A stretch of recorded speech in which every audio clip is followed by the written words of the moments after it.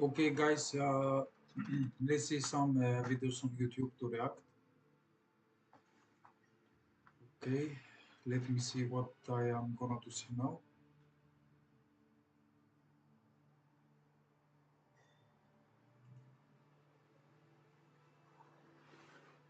Let me see. This video is from the news, from television.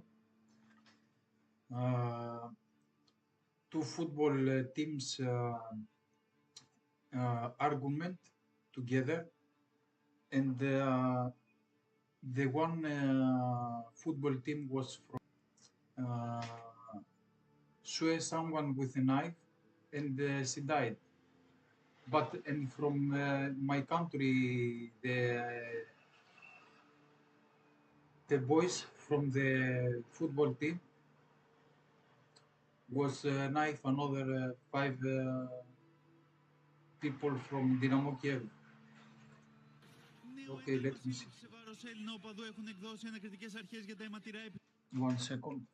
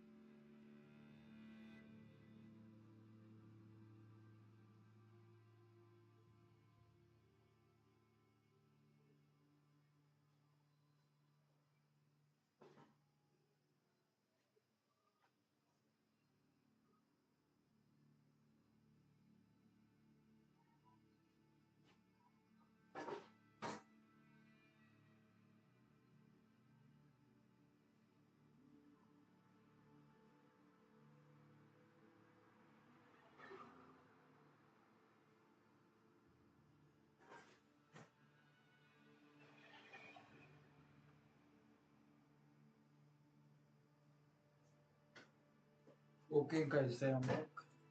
Let me see. Επεισόδια στη Νέα Φιλαδέλφια. Οι αστυνομικοί μέσα από την ανάλυση των βιντεοληπτικών υλικών κατάφεραν να τον ταυτοποιήσουν και να διαπιστώσουν την εμπλοκή του στα επεισόδια. Όπως αναφέρουν αστυνομικοί, γνωστό χούλιγκαν ποδοσφαιρικής ομάδας, ο οποίος είχε συμμετάσχει σε διάφορα επεισόδια στο παρελθόν με οπαδικά κίνητρα και μάλιστα είχε τραυματιστεί και ο ίδιος σε συμπλοκή έξω από το εφετείο. Χρέος τιμής χαρακτήρισε την ταυτοποίηση του δράστη της άγριας δολοφονίας του 29χρονου Μιχάλη Κατσούρη, ο υφυπουργός προστασίας του πολίτη, μιλώντας στο Open.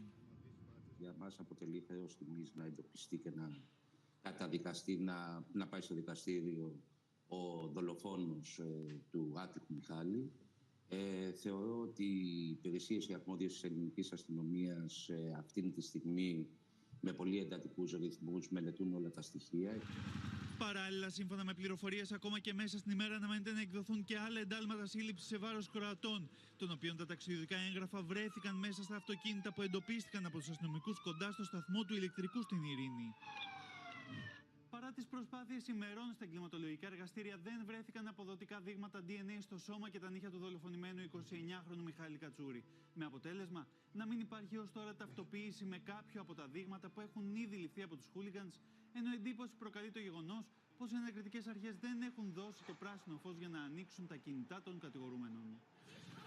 Σύμφωνα με αστυνομικές πηγές, πολύτιμες πληροφορίες για την ταυτότητα του δολοφόνου του Μιχάλη Κατσούρη θα προκύψουν από τις επικοινωνίες που είχαν οι χούλιγκαν όχι τόσο κατά τη διάρκεια του ταξιδιού, αλλά κατά το κρίσιμο διάστημα από τη στιγμή της σύλληψής τους μέχρι την κατάσχεση των ηλεκτρονικών συσκευών από τις αρχές. Έχουμε ζητήσει την άρση του τηλεφωνικού απορρίτου και των δύο ρολέων μου, προκειμένου να φανεί αν είχαν κάποια συνεννόηση, γιατί η κατηγορία η μία, όπως ξέρετε, είναι για ένταξη σε εγκληματική οργάνωση και πρέπει με κάποιο τρόπο να αποδειχθεί ότι εμείς ούτε είχαμε καμία συνεννόηση με κανέναν από τους υπόλοιπους. Την ανησυχία τους για πράξεις αντεκδίκησης εκφράζουν στο Open μέσω του συνηγόρου τους δύο εκ των κατηγορουμένων. Δύο είναι πολύ ανήσυχοι, ανησυχούν για την έκβαση αυτής της υπόθεσης και δεν σας κρύβω ότι ανησυχούν και για πιθανή επίθεση μέσα στις φυλακές, είτε από οπαδούς άλλων ομάδων, είτε από άλλους κρατούμενους που ενδεχομένως θα θέλουν να επιτεθούν και να εκδικηθούν μέσα εισαγωγικά. Σύμφωνα με αστυνομικές πηγές, έχει διαπιστωθεί ότι τουλάχιστον 5 με 6 από τους προφυλακισμένους χούλιγκαν έχουν συλληφθεί και καταγραφεί από την ελληνική αστυνομία σε επεισόδια τον Νοέμβριο του 2015 στην Αθήνα και συγκεκριμένα στο αεροδρόμιο Ελευθέριος Βενιζέλος. Τα επεισόδια έλαβαν χώρα τότε εν ώψη του αγώνα του Champions League μεταξύ της ομάδας τους της Δυναμό Ζάγκρεπ και του Ολυμπιακού, ανάμεσα σε Κροάτες και Σέρβους οπαδούς. Η αστυνομία αναμένεται να λάβει άμεσα από την πρώτη αγωνιστική του ελληνικού πρωταθλήματος τους ελέγχους στις εισόδους των θυρών, στις οποίες παρατηρούνται συχνά παραβατικά φαινόμενα. Η παρουσία της αστυνομίας θα είναι έντονη όχι σε όλους τους αγώνες, αλλά όταν κρίνεται πως ένα μάτς είναι υψηλής επικινδυνότητας. Η αστυνομία θα κάνει προληπτικούς ελέγχους εκεί στις θύρες οι οποίες συνήθως δημιουργούν προβλήματα και σε αγώνες οι οποίοι κρίνεται η επικινδυνότητά τους. Την ίδια στιγμή άμεσα θα ξεκινήσουν οι σαρωτικοί έλεγχοι στις λέσχες των οπαδών που λειτουργούν χωρίς άδεια. Τα ντου των αστυνομικών θα επικεντρωθούν στον εντοπισμό των ανθρώπων που κρατούν τα κλειδιά των παράνομων κλαμπ, ενώ μετά την καταγραφή και τον έλεγχο θα μπαίνει λουκέτο στη λέσχη. Okay, guys. Sorry for this break. Let's go see some videos.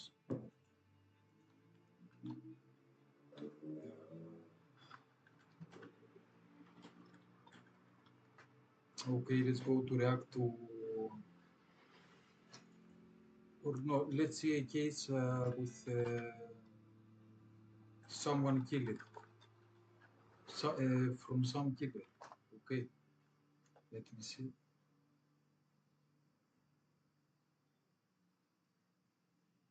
Okay, let's see this. Imagine This is this 30 was your minutes, child. so it's not very big or very short. Crying just won't stop. What's the next thing you remember? Waking up in the hospital with a detective asking me what I did.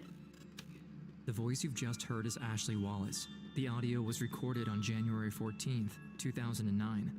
1 year earlier, Ashley lived a happy life with her sister Bree and her mother Stacy, who's also her best friend. On August 13th, 2007, 19-year-old Ashley was at home, headed for bed, after a fun night drinking with her mom. That night, Ashley's life took a disturbing turn for the worse. September 14th, the following morning, Ashley Wallace is found lying in her bed, unresponsive, next to an empty bottle of alcohol, prescription pills, and a letter. In the letter, Ashley confesses in detail to 2 murders, one of David Castor, the other of Michael Wallace, Ashley's own father. The problem is, Ashley didn't write that letter.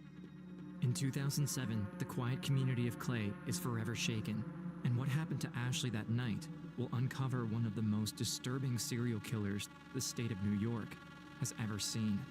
I need an ambulance. My daughter, I believe, has taken some pills.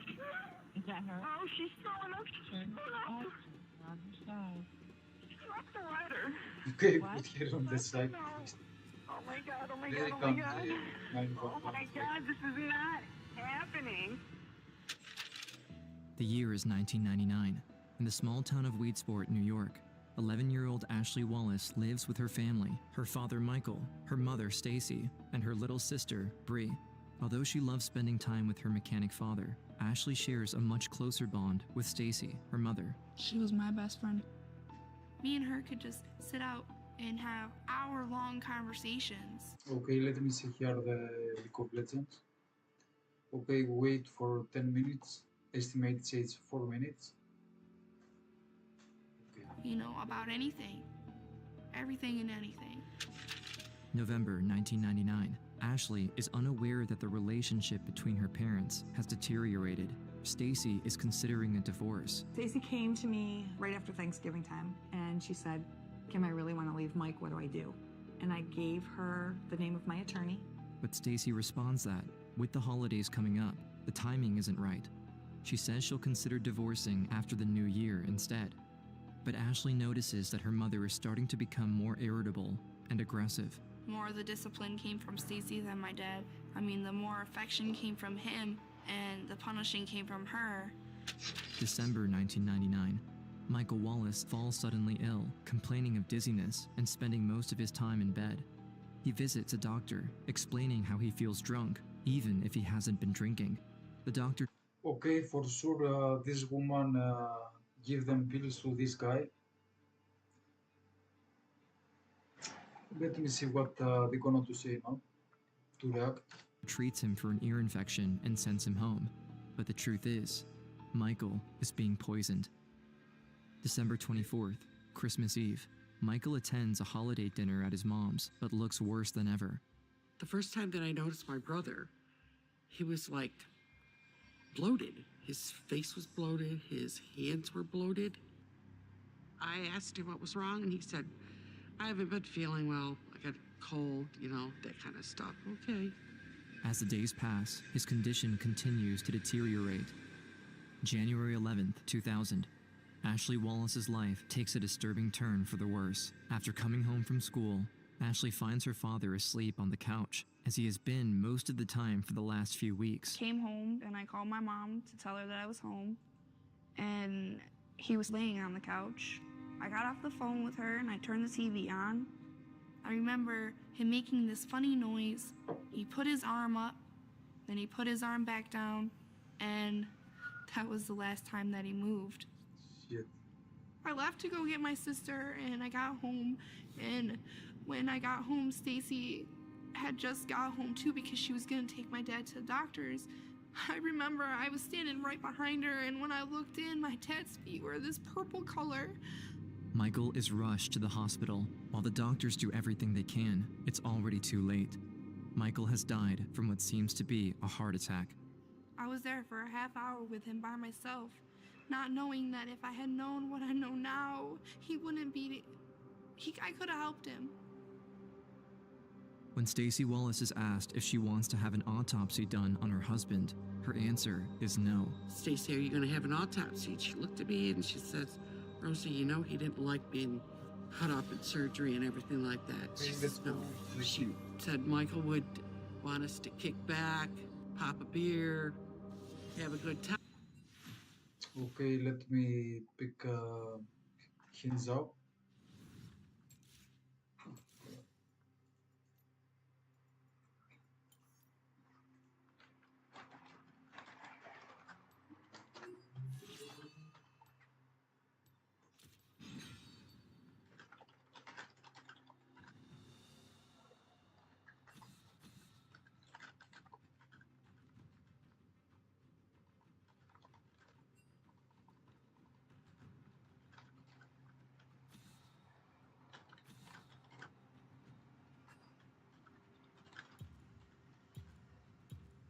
Okay, let's ban here Master Gear. Is the greatest enemy.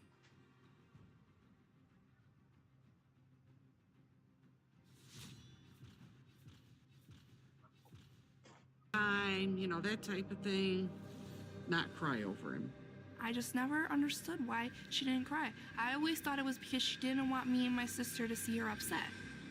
The secret of Michael's death will be buried with him.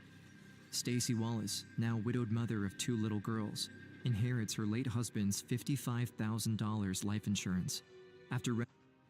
So maybe this Ashley Wallace, she knows that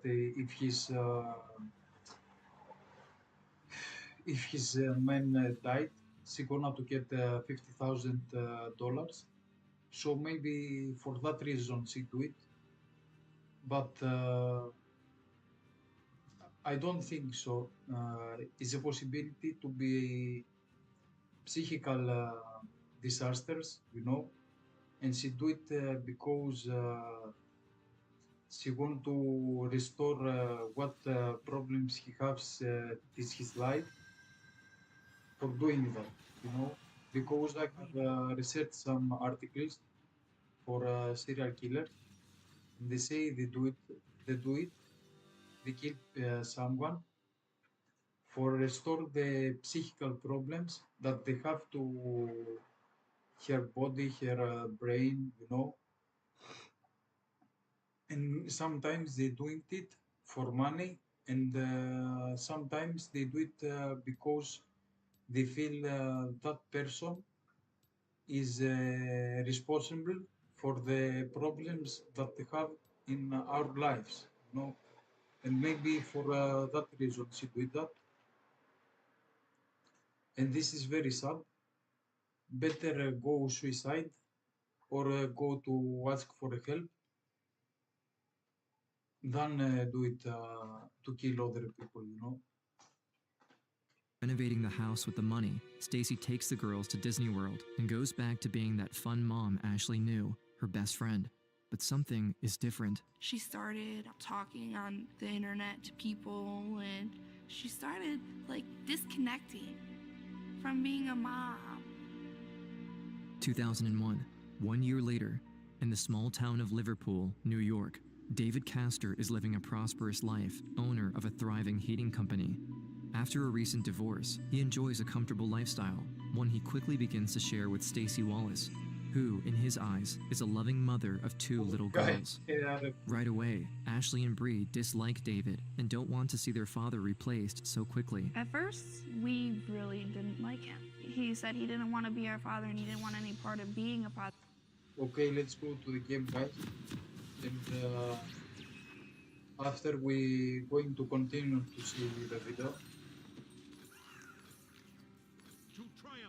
Always the best juggle item is this green, the most somber settling, you know? It's very good item.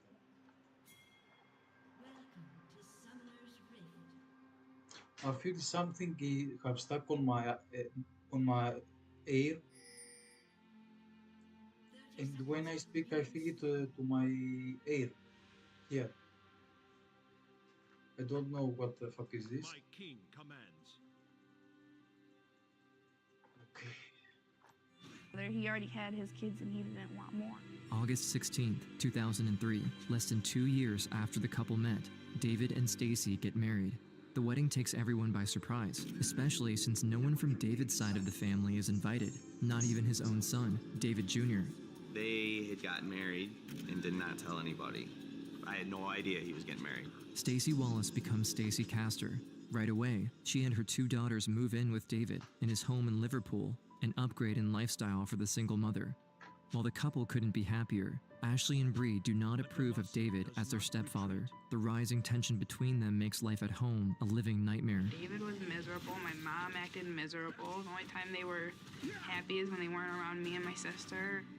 As the months pass, David and the girls begin to bond. As Ashley is getting ready to graduate, she doesn't know yet just how proud of her stepfather really is. If you could see the smile on his face at my graduation party, it's just like he's like a proud father. But as Ashley and David's relationship improves, the new couple's love is deteriorating. Stacey and David fight constantly. August 22nd, 2005. 2 years after the couple got married, the county sheriff's office in Syracuse, New York, receives this disturbing 911 call. Police communications, can I help you? My name is Stacey Castor, and my husband has locked himself in our bedroom for the last day. I'm just getting a little concerned because I haven't talked to him since 5 o'clock in the morning on Sunday when he locked me out of the bedroom. Stacey explains to the operator that she and David got into an argument the night before that lasted 7 hours. According to her story, David got drunk, took the bottle of Southern Comfort, then locked himself in the bedroom, refusing to come out. Has he ever mentioned hurting himself or harming himself or? Friday night when we were arguing, he told me to get out, take my kids and get out. I could leave, and then 5 minutes later he said if I left he would make me sorry. I would be sorry if I ever left him. Right away, the operator dispatches police to the Castor home. Okay, don't cry. We're going to check on him, make sure he's okay. Maybe he's depressed. Are you guys going through something right now? Well, his father died a month ago, and he's been kind of weird acting the last month. When the sheriff's deputies arrive on site, they break into David's room to find him lying face down, naked on the bed. On the nightstand next to the bed was a short glass, half full of a green liquid. Police find on the floor, next to the bed, an open bottle of antifreeze laying on its side. Emergency medical personnel pronounce David dead at the scene. I think it's dead. The scene makes it look as though David took his own life after locking himself in by drinking a lethal dose of antifreeze. My gut was telling me that there was something more going on with this. It just wasn't right. One deputy discovers in the kitchen trash can a turkey baster with green fluid inside. If this has got antifreeze in it, what's it doing in the kitchen trash when he's locked himself in the bedroom?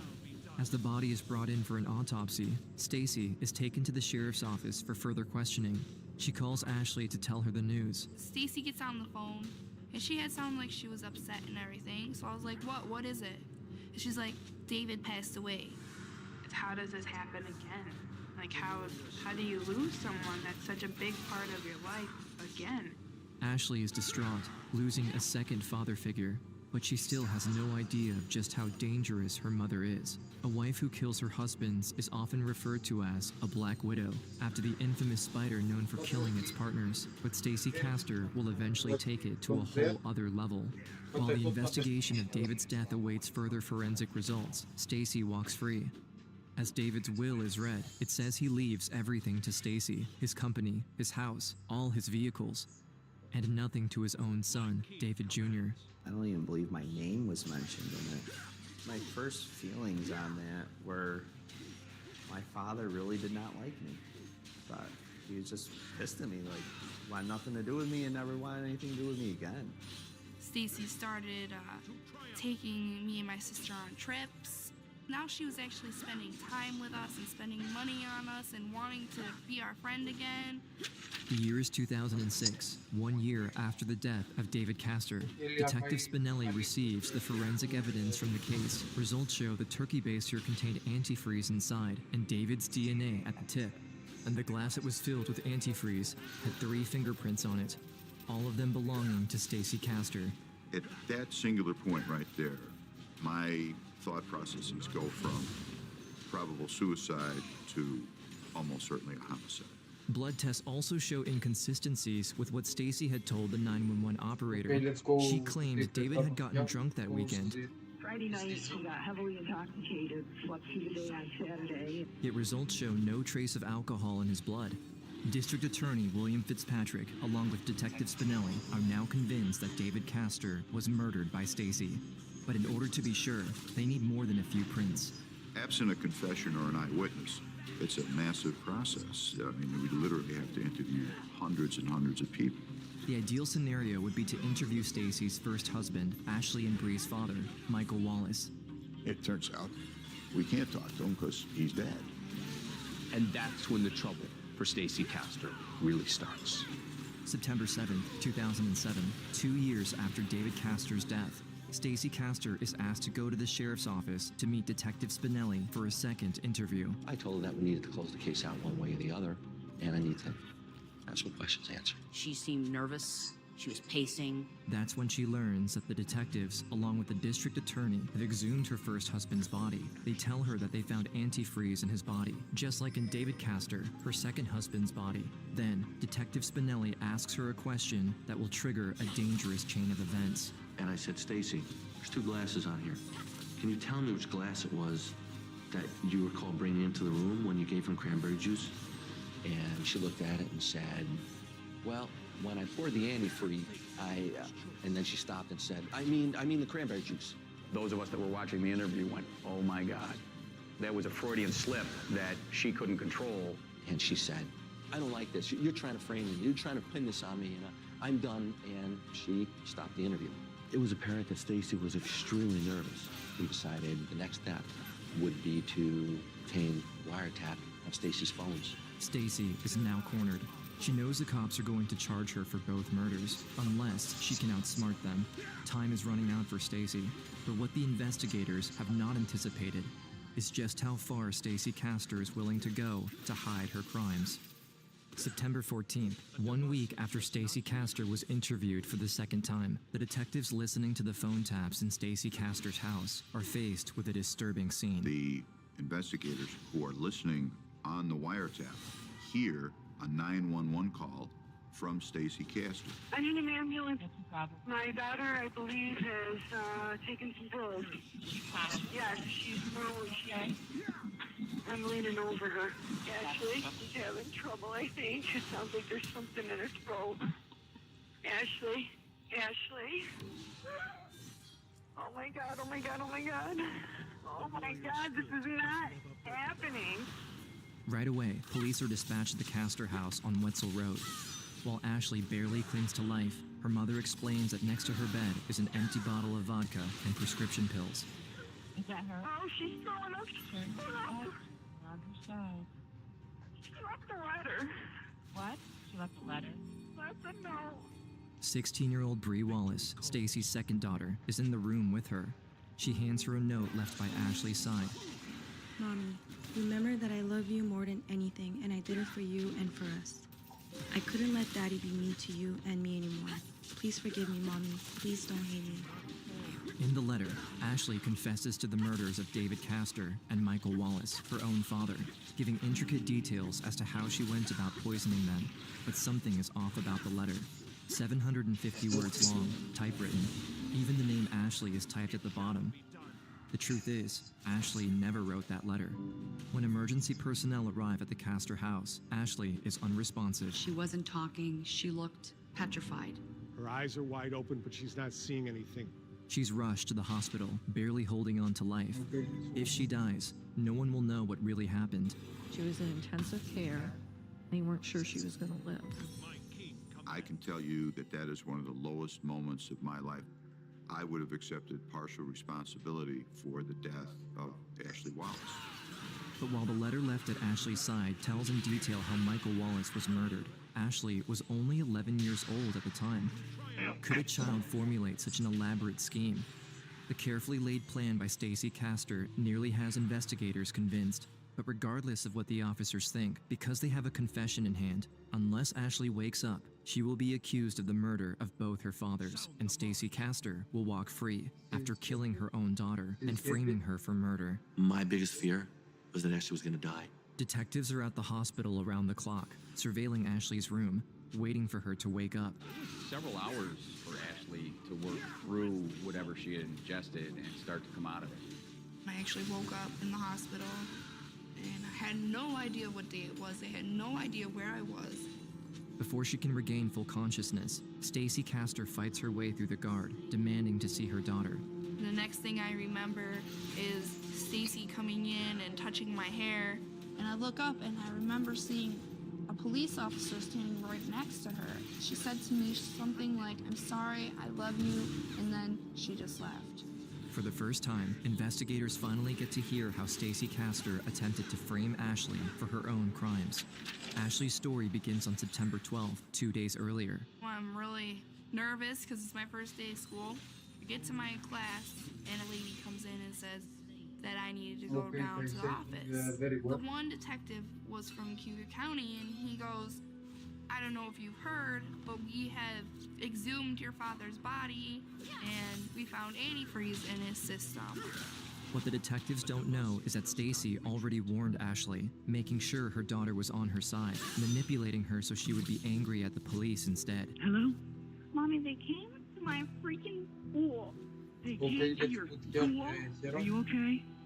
I'm gonna be okay, but I'm really freaking out right now. Oh my God. That bastard came to your school. Do you want me to come and get you? No one has to be here. All right, calm down and go back to class, all right? I love you too. At around 5 p.m., Stacy makes a suggestion to Ashley to drink their troubles away. We've had a rough week, let's just get drunk. I was like, cool, you know? What kind of teenager wouldn't think that was awesome? Your parents just gave you permission to drink. Okay. It was weird, like how tired I actually got from finishing that drink. And so I told her I was gonna go lay down because I was about to pass out. Like, that's how drunk I felt off of one drink. September 13th, the next morning, Ashley wakes up with a horrible hangover.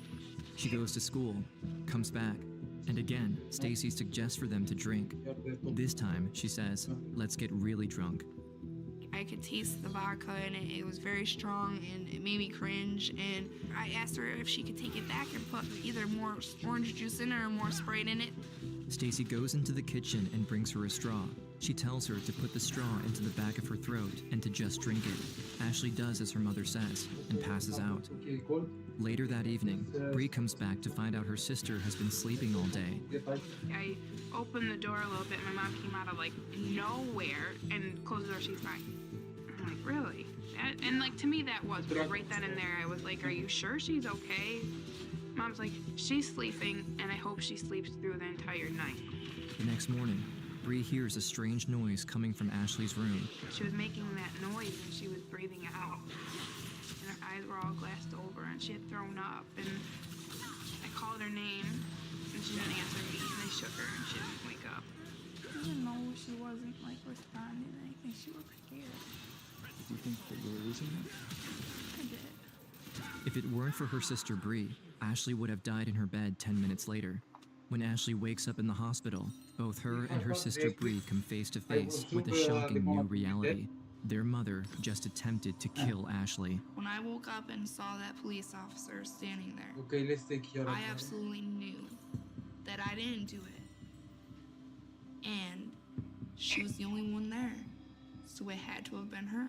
Upon hearing Ashley's story, District Attorney Fitzpatrick gives the order to immediately put Stacy Castor under arrest. We made the conscious decision to arrest her right there on the property of the hospital.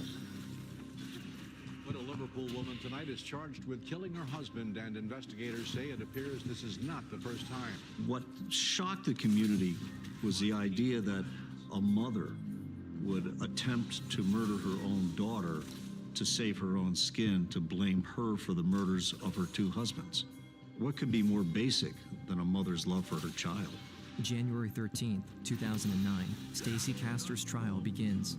1 year after her mother tried to kill her and frame her for murder, Ashley shows up in court. The prosecutor is District Attorney William Fitzpatrick. He's been preparing Ashley for this moment, but she's faced with an incredible challenge. Come face to face with her mother in court, the woman she trusted all her life and who betrayed her. There were other parts of me that are still the little kid and were afraid of that mom look she was gonna give me, like, I am so disappointed in you that you're up there testifying against me. The worst part is, Stacy Castor's only defense is to convince the jury that Ashley killed both her fathers. All Stacy needs is reasonable doubt from one jury, and she walks free. Fitzpatrick makes the bold move of calling Ashley to the witness stand as the first witness. I want to ask you about the day your dad died. I saw him take and lift his arm up, and then he made a breath, and then he didn't move again after that. So I thought he was just sleeping. As Ashley tells her story, she's visibly upset. I wanted to be sitting right next to her and holding her hand and helping her, and she shouldn't have had to go through that alone. As the hour passes, Fitzpatrick then leads her to talk about the night her mother tried to poison her. She came home and she was like, let's get drunk. Let's get just totally drunk. Now, Ashley, I want you to explain to the jury, if the cup tasted bad and you didn't enjoy it, why would you drink it? Because I trusted her. What's the next thing you remember? Waking up in the hospital with a detective asking me what I did. What did you drink? What did you do? What did you take? What did you write in that note? But I didn't know what he was talking about because I didn't write a note and I didn't take anything. The trial lasts for 3 long weeks. The evidence against Stacy Castor is overwhelming. Investigators collected forensic evidence from the home computer. It shows the letter was finished on September 12th at 2:27 p.m. Ashley couldn't have written that letter because she was at school. In fact, it was the same day she called her mom at home in a panic. Mommy, they came to my freaking school. They came to your school? The letter was written on Stacy's computer account, and she was the only one home at the time. I'd never seen anything like it before in my life. It's got detail about the death of David Castor. It's got detail about why Ashley tried to take her own life. Whoever wrote that note killed Mike Wallace and killed David Castor. It wasn't a note. It was a confession. And it was Stacy Castor that confessed in that note. Furthermore, a friend of Stacy admits she helped falsify David Castor's will after his death to make Stacy the sole beneficiary, evidence that comes as a relief to his son, David Castor Jr. It made me feel a lot better, like that he remembered good times, not just the bad time. When the defense attorney puts Stacy on the stand, it comes as a surprise, but prosecutor Fitzpatrick is ready. Did Ashley poison him? I did not poison him. When did Ashley poison him? I can't answer that question. Through all of this, Stacy Castor is showing no emotion. And then prosecutor Fitzpatrick explodes. My God, you lost 2 husbands to poisoning. Your daughter has just learned that her father was dug out of his grave. Stacy Castor remains cool, calm, collected. The case is now in the hands of the jury in the Stacy Castor murder trial. It's now up to them to determine if they've seen enough evidence. When the trial is over, it takes 4 emotional days for the verdict to come in. Ashley was standing in the hallway and someone had said we had a verdict and she just dropped to her knees on the ground. The people of the state of New York versus Stacy R. Castor, the jury's reached a verdict. As to count number 1, murder in the 2nd degree, what is the verdict? Guilty. On count 2, attempted murder in the second degree, what's the verdict? Guilty.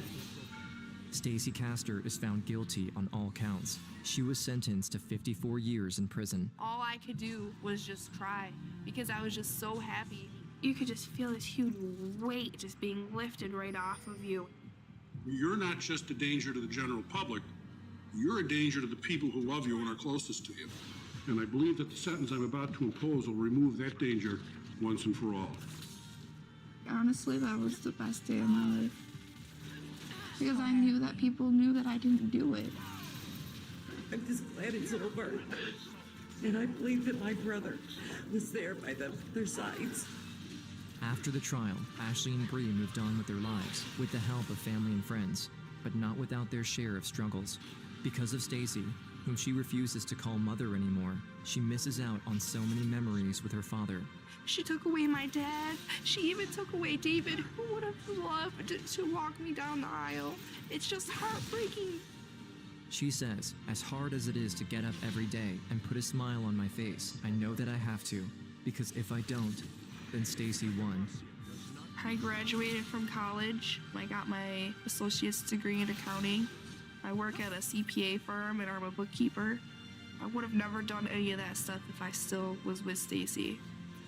I wake up and I'm happy every day. I couldn't change a thing that I'm doing right now. William Fitzpatrick, who helped Ashley throughout the trial, has developed a close bond with her. He promised to walk her down the aisle the day of her wedding. Although it was never proven, Stacy Castor is suspected to have killed her own father in 2002, the same way she killed David Castor and Michael Wallace. After walking free of consequence for her crimes for years, she died in prison in 2016. Stacy never expected that her downfall would come from her own daughters. Ashley and Bree's love for each other defeated a serial killer. And now, living a full life is their best revenge. This student dormitory on 100th Street in Chicago holds the most disturbing secret. On July 14, 1966, a crime was committed here that would shake the city to its core. 8 student nurses were found murdered inside after neighbors heard screaming from the house.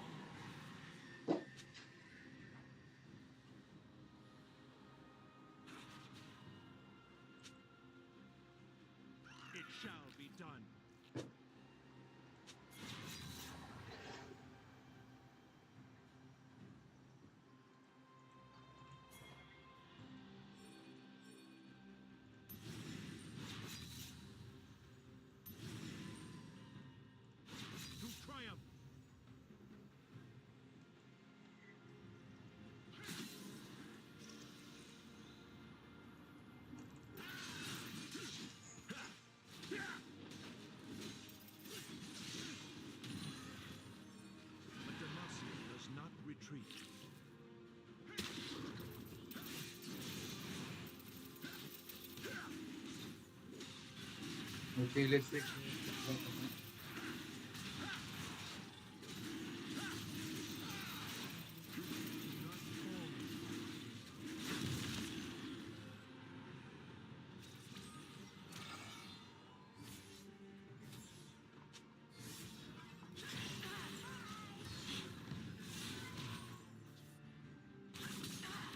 Only actions truly speak.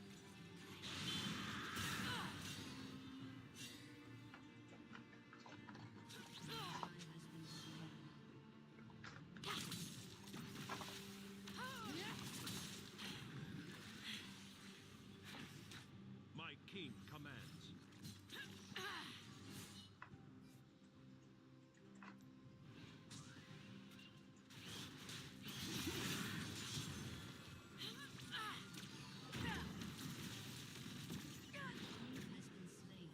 Sound the march.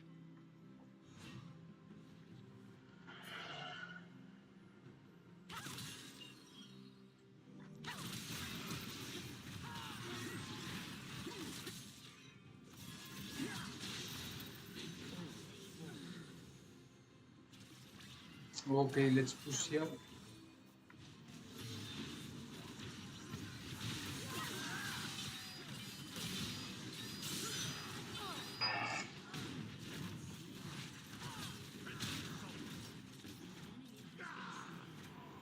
That poison from what the fuck?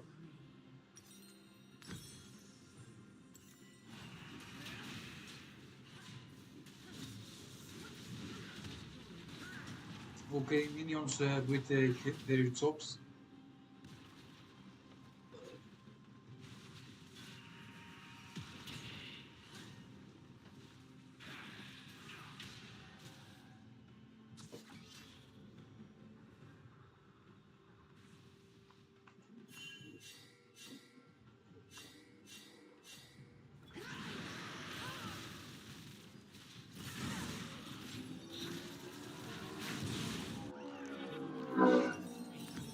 Okay, Kaisa was lagging there.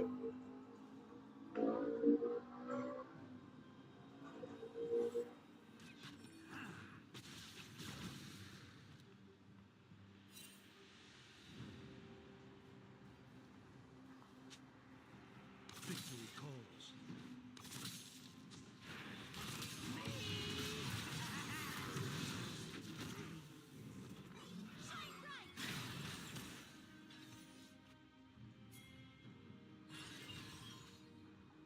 It shall Okay, be let's done. try get the baron here. Let's see if we can do.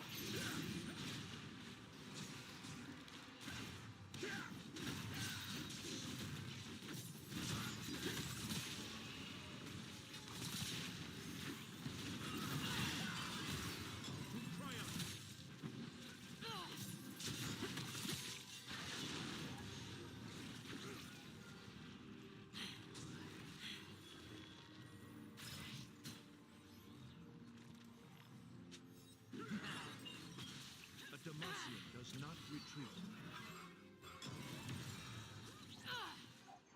They can run, but they can't hide.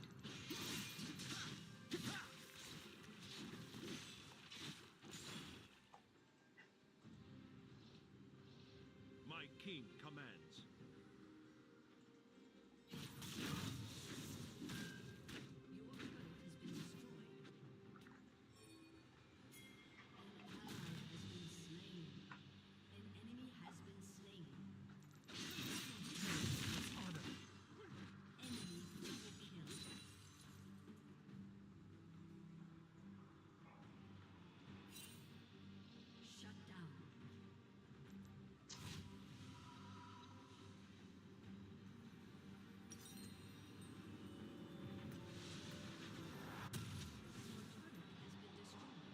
Only actions truly speak.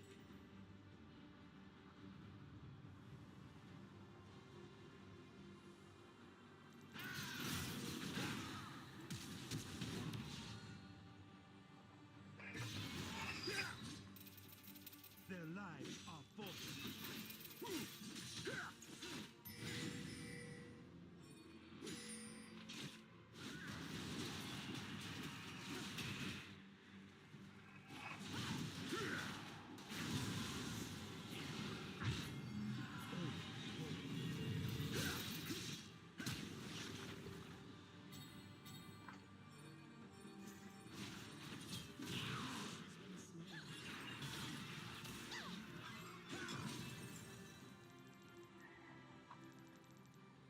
warrior spirit is never broken.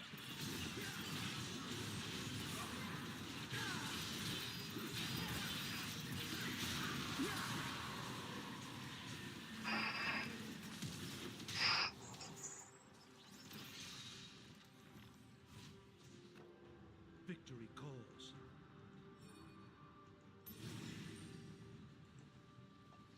Okay, let me try here to take the dragon. Please, some health here. No health.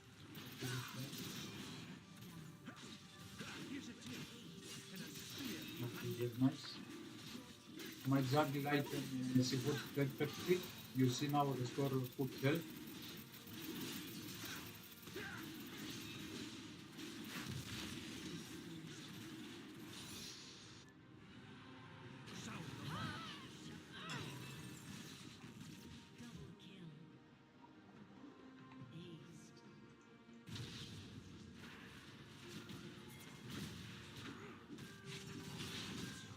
Okay, very nice.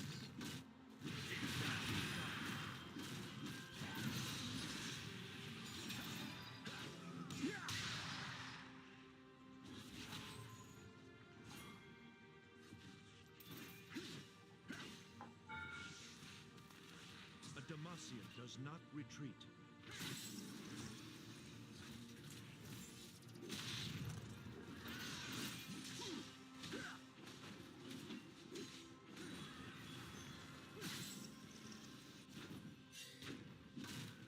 To triumph!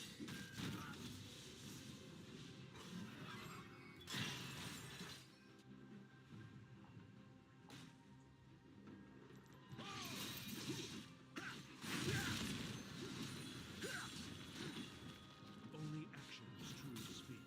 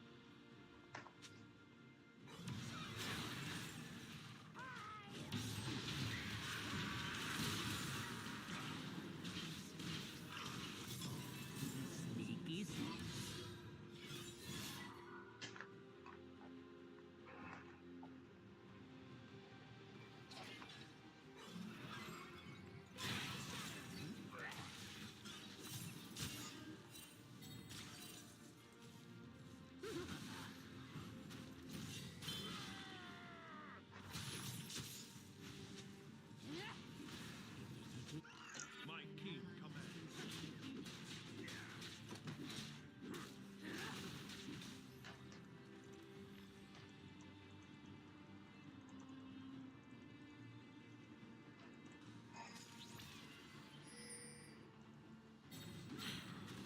Always forward. Okay, let's take here the jungle.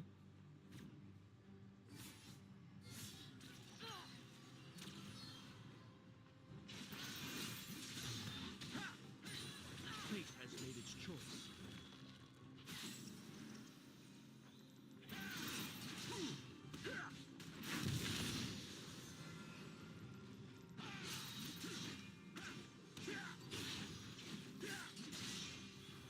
The warrior spirit is never broken.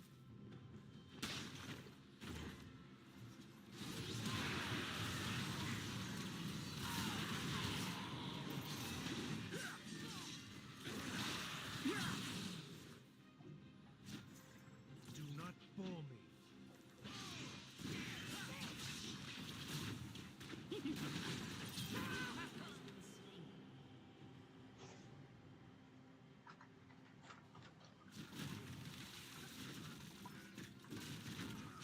Sound the march.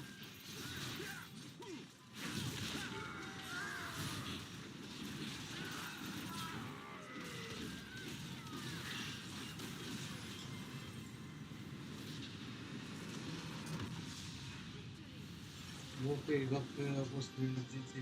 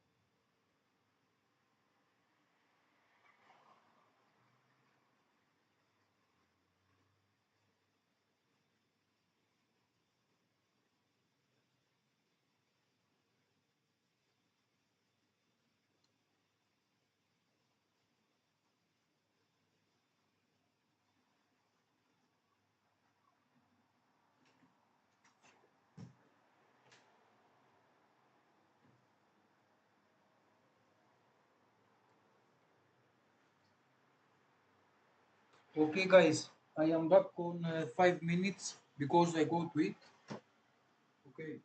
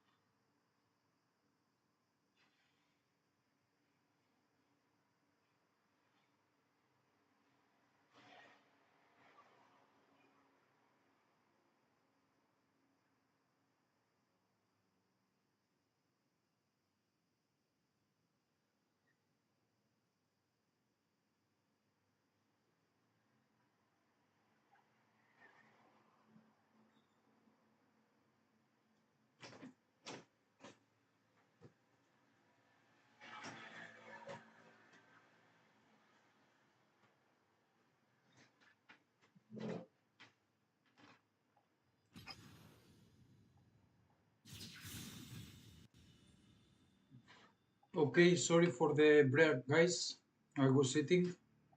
Hello, Soham. Thank you very much, my friend. How are you? You are good?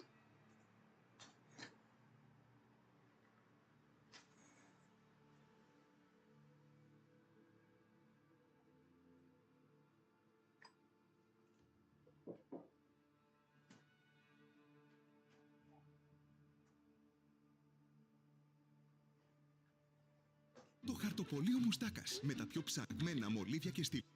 David Watson's lawyer, representing the man convicted of killing his ex-wife, ex-mother-in-law, and friend, was in court today. The state failed to show up and did not comply with a court order to respond to Paul Ben-Alla's motion. David Watson's daughter, Jordan, was only 4 years old when her mother disappeared in 2000. Her father was convicted in 2020 of not only Linda Watson's murder, but also for the killing of his former mother-in-law and her neighbor in 2003. The case is concerning for David Watson's daughter, who is in contact with her father and has suspicions about Corey Fox. Jordan is optimistic about the situation and hopes the truth will come out and put the past behind them. The next court hearing is scheduled for August 11. David Watson's lawyer, representing the man convicted of killing his ex-wife, ex-mother-in-law, and friend, was in court today. The state failed to show up and did not comply with a court order to respond to Paul Ben-Alla's motion. David Watson's daughter, Jordan, was only 4 years old when her mother disappeared in 2000. Her father was convicted in 2020 of not only Linda Watson's murder, but also for the killing of his former mother-in-law and her neighbor in 2003. The case is concerning for David Watson's daughter, who is in contact with her father and has suspicions about Corey Fox. Jordan is optimistic about the situation and hopes the truth will come out and put the past behind them. The next court hearing is scheduled for August 11. David Watson's lawyer, representing the man convicted of killing his ex-wife, ex-mother-in-law, and friend, was in court today. The state failed to show up and did not comply with a court order to respond to Paul Ben-Alla's motion. David Watson's daughter, Jordan, was only 4 years old when her mother disappeared in 2000. Her father was convicted in 2020 of not only Linda Watson's murder, but also for the killing of his former mother-in-law and her neighbor in 2003. The case is concerning for David Watson's daughter, who is in contact with her father. Pay attention to the girl looking straight into the camera. To most people, Annette Craver looks like a regular teenage girl, but something...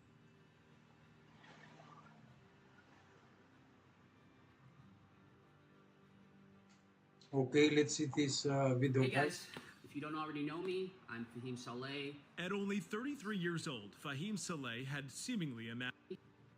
Hey guys, if you don't already know me, I'm Fahim Saleh. At only 33 years old, Fahim Saleh had seemingly amassed a great deal of wealth. A self-made millionaire who was a globe-trotting tech entrepreneur and investor according to his LinkedIn account. However, someone... In the heart of the bustling metropolis, where dreams and ambitions collide, a visionary tech entrepreneur's life came to a screeching halt. Fahim Saleh, a trailblazer in the tech world, founder of a revolutionary ride-hailing app, and an enigmatic figure, was found brutally murdered in his lavish New York City penthouse. So buckle up and get ready. The darkness that shrouds Fahim Saleh's murder hides secrets that will send shivers down your spine. Welcome once again to True Crime Capital. Fahim Saleh was born on December 12, 1986, in Mecca, Saudi Arabia, to Bangladeshi parents who frequently relocated for work opportunities. He grew up in a family of 5, with his parents Raihana Saleh and Saleh Uddin Ahmed, and 2 sisters, Ruby Bashir and Rifayet Saleh. Ruby was 8 years older, and Rifayet was 4 years younger than Fahim. In 1991, when Fahim was 4 years old, his family relocated to the USA in search of a better life and quality education for their children. They eventually settled in Rochester, New York. From a young age, Fahim displayed a keen interest in how things worked. He would often disassemble toys to understand their construction. His father worked as a computer programmer, while his mother was a homemaker. Fahim taught himself programming at an early age and embarked on various online projects, including creating a website for his family. Fahim attended grade school in Poughkeepsie and later pursued studies at Bentley University in Massachusetts, where he earned a bachelor's degree in computer and information science in 2009. As he grew older, Fahim developed a desire to create something that would bring genuine value to humanity. He founded his first company while still in high school and used the income from another venture called Prank Dial.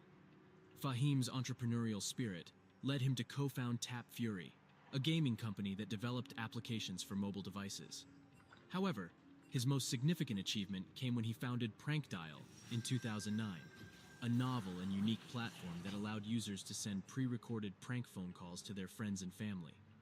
The idea behind Prank Dial was simple yet ingenious, and it quickly gained popularity among users who found delight in pranking their loved ones with funny and surprising phone calls. The concept of Prank Dial was not only entertaining, but also served as an example of Fahim's keen understanding of human behavior and social dynamics. The platform leveraged humor and surprise to bring people closer together, fostering laughter and shared experiences.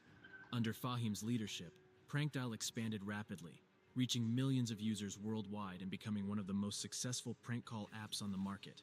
Prank Dial, however, garnered controversy, as it was sometimes misused for harassment. With that said, prankdial.com generated more than $10 million. Later, Fahim co-founded Pathao, an on-demand digital platform company based in Dhaka, Bangladesh. Pathao provided ride-sharing, food delivery, courier, and e-commerce services, and gained popularity in Bangladesh and Nepal. In 2015, the company was valued at $100 million. In 2018, Saleh co-founded Gokada, a Nigerian ride-hail startup focused on motorbike taxis. The company received significant funding and gained substantial popularity in the country. However, Gokada faced a major setback when authorities in Leauge decided to ban motorbike taxis in 2020.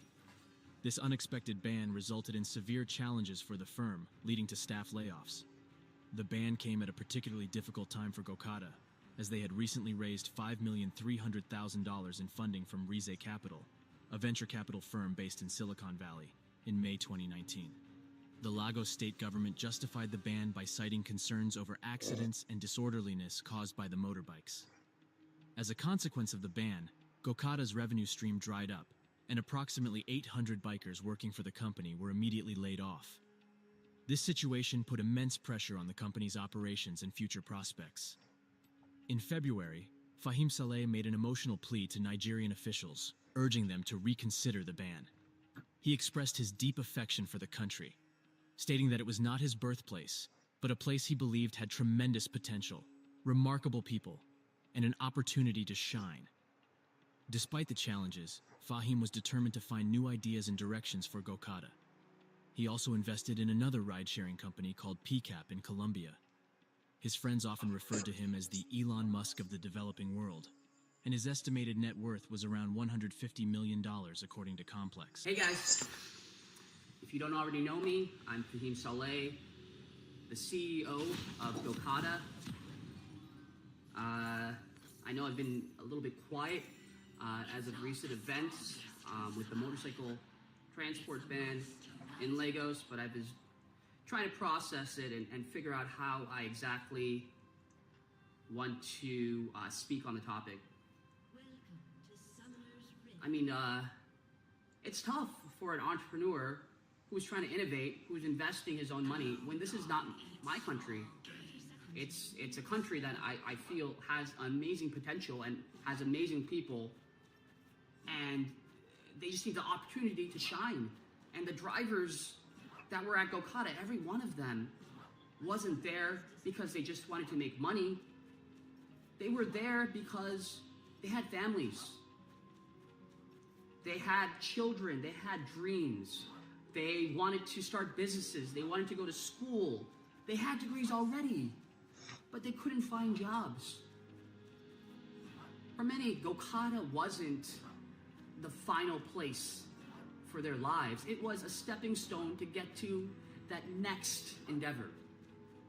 And we were hoping that a lot of these drivers wouldn't be drivers forever. We were hoping that we could place them in higher jobs within Gokada and create a beautiful community which was developing slowly, and it was really something that moved me to the point where I was okay putting all my money and all my effort in. On July 13, 2020, Fahim left his apartment for a run and was last seen around 1:40 p.m. as he returned to his apartment building after the jog. Unbeknownst to him, surveillance video captured him getting into an elevator that directly opened into his apartment. However, little did he know that he was being followed by a man wearing a black suit and a mask. Wearing a mask was not uncommon, as this period was within the heart of the COVID-19 pandemic. He rode up to his 7th floor, $2,200,000 apartment. The video purportedly shows the masked man following Saleh to his apartment and then getting into a physical altercation with him. As the lift to Saleh's apartment opened, the man in the black suit swiftly launched an attack on him. Later, on the night of July 13th, neighbors heard commotion coming from Saleh's unit, prompting them to contact his sister Ruby. Concerned and unable to reach him, she went to his condo on Tuesday, July 14th at around 3:30 p.m. Fahim's sister buzzed the intercom to gain entry into his apartment. The man in the black suit realized that someone was on their way inside. In response, he quickly fled through the back door and used the stairs to escape.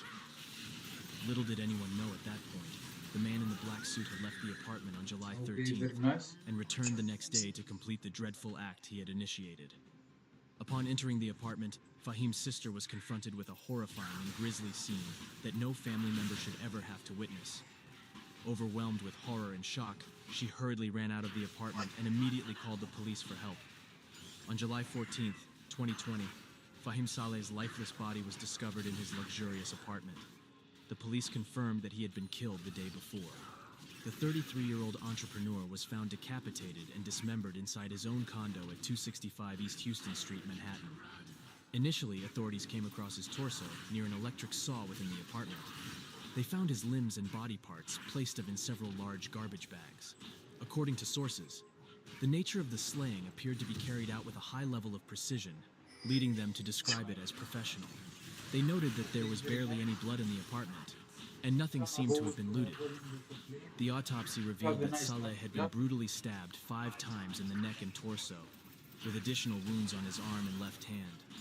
We are shocked and saddened to hear the reports of the death of Fahim Saleh, one of the founding members of the Patao team, Patao wrote on Instagram. Fahim believed in the potential for technology to transform lives in Bangladesh and beyond.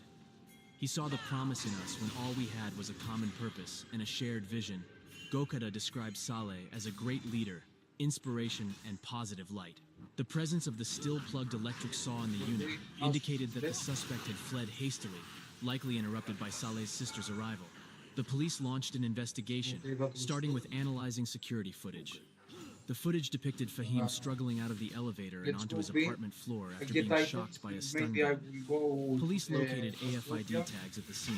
What most people don't know is that when fired, a taser releases 20 to 30 colorful anti-felon identification tags known as AFID, which resemble confetti printed with tiny serial numbers, linking the taser back to its registered owner.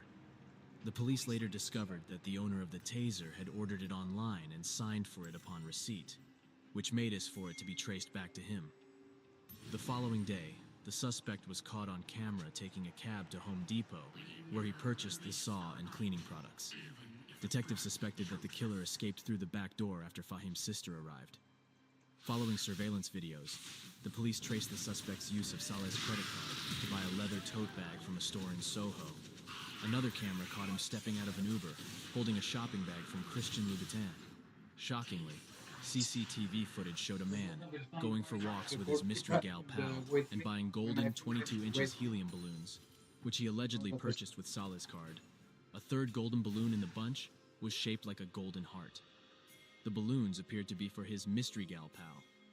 A source referred to the suspect as the new American psycho, only dumber, highlighting the chilling contrast between his demeanor and the fact that he seems not be concerned about getting caught due to his level of Saleh's credit card.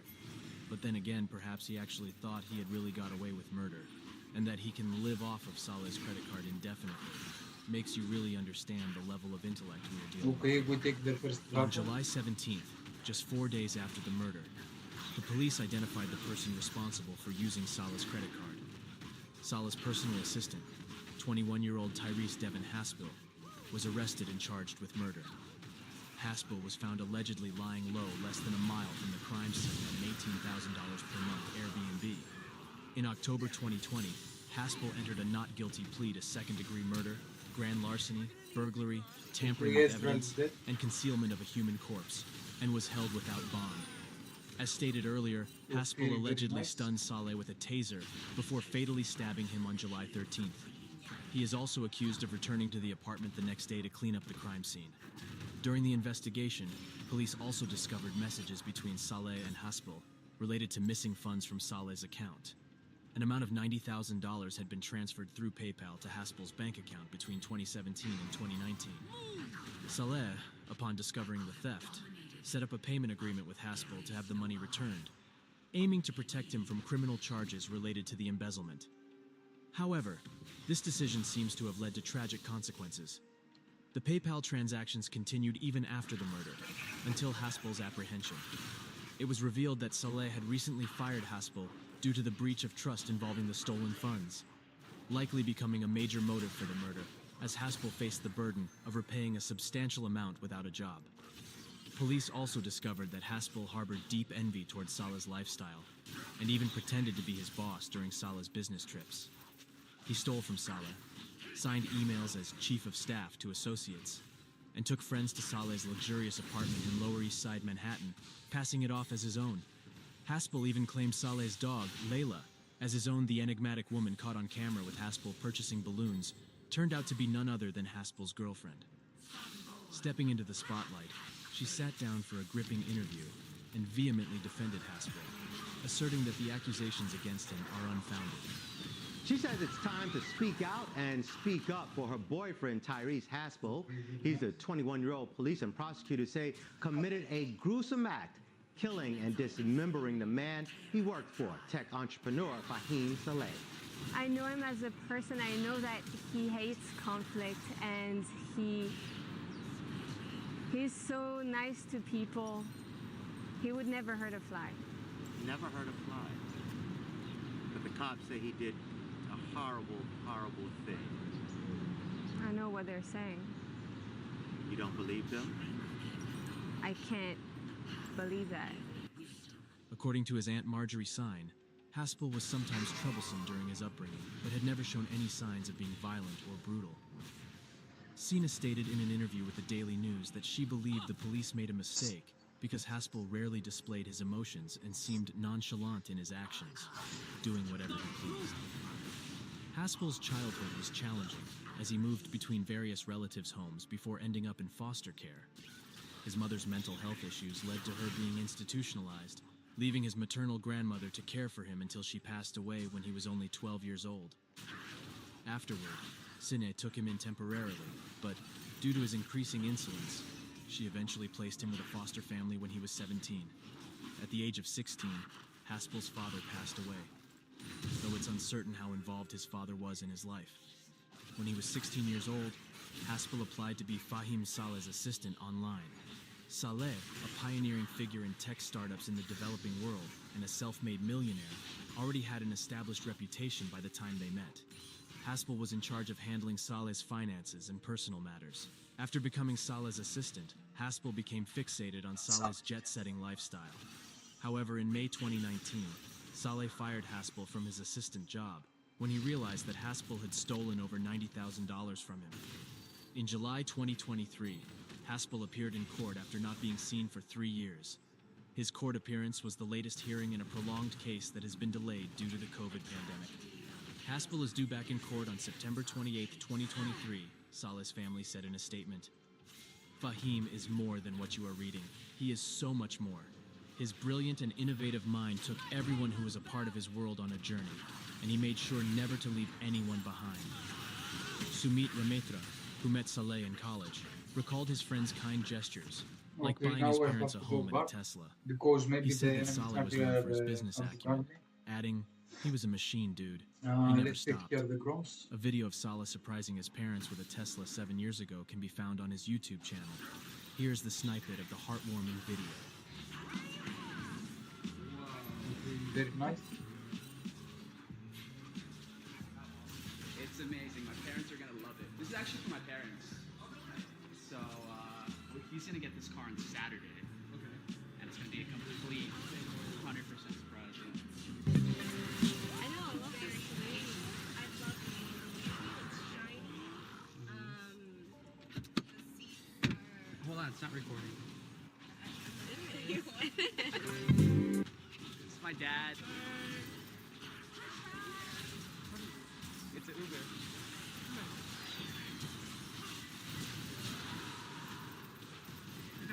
Okay, okay. This is the new car.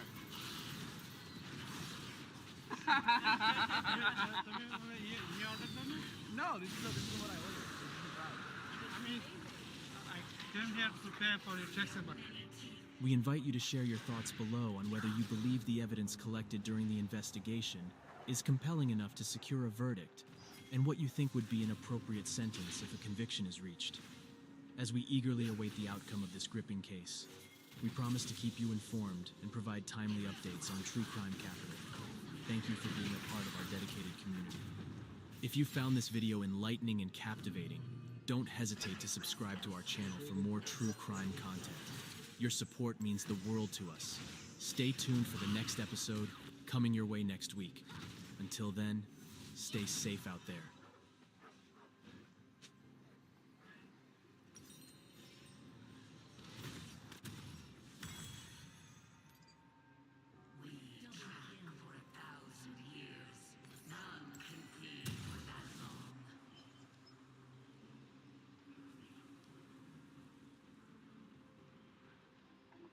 Turret plating will soon fall.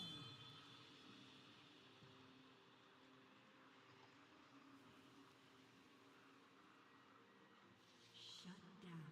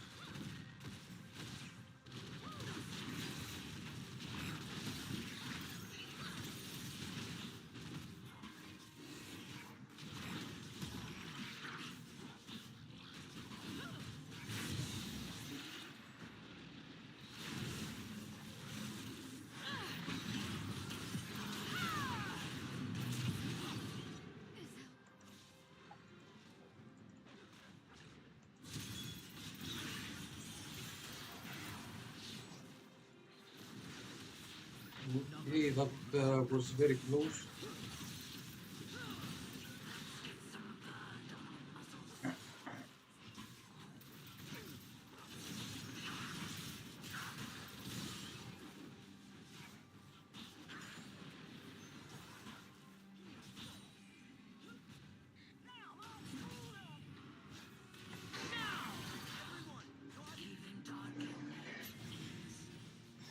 Okay, let's go for the dragon.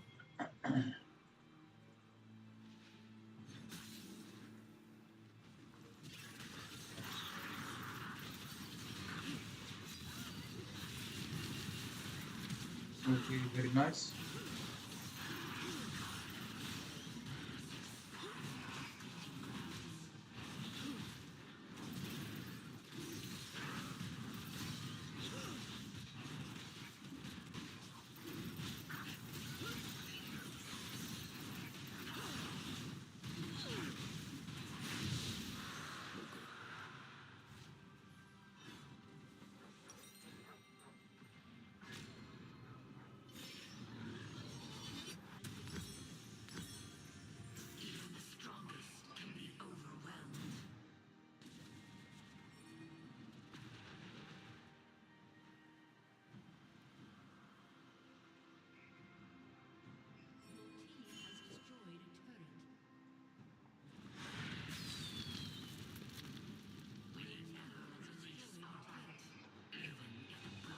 Okay, let's see here what we can do.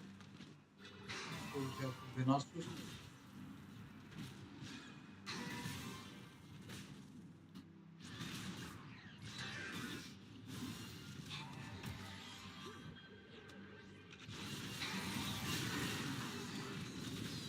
Okay.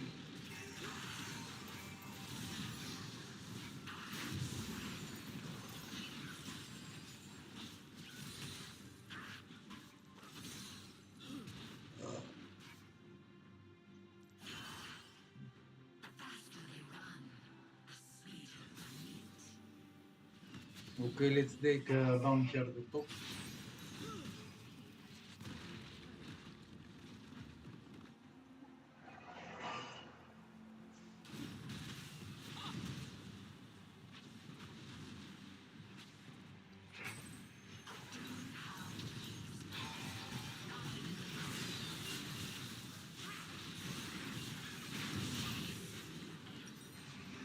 Okay, I am dead.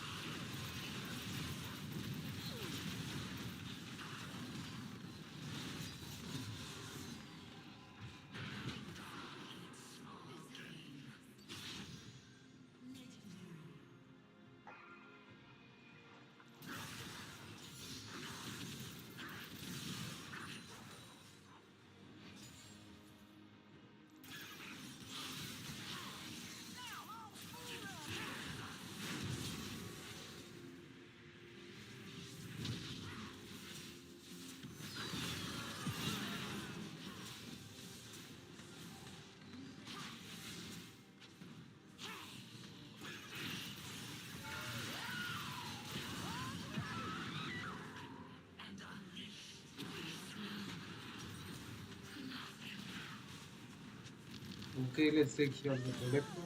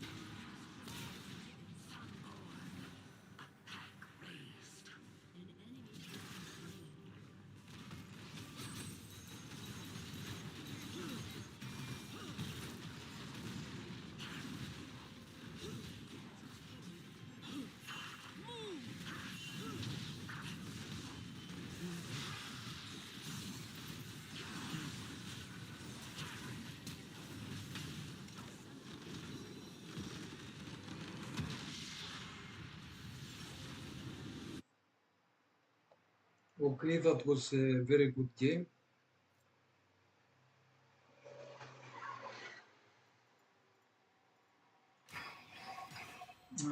Thank you very much, Lesintni 11. Thank you very much.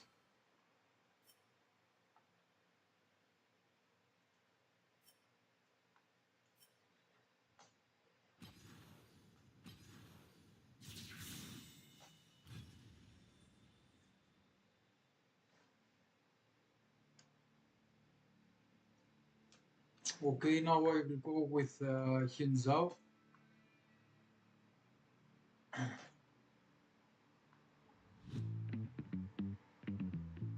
Discover ALD Car Market. This video have 6 million views and 601 likes. Let's see. Okay, here they take the gun from the... Interrogation rooms hold some of the most horrifying, saddening, and life-changing moments in history. So here are some of the craziest interrogation moments of all time. Okay. Starting out with Thomas Robinson, a 27-year-old facing Jump life in out prison on a after window shooting a to 17-year-old avoid the boy. arrest. But Thomas wasn't going down easily. In fact, he was determined to make the cops' life as difficult as he could in the most dangerous ways imaginable.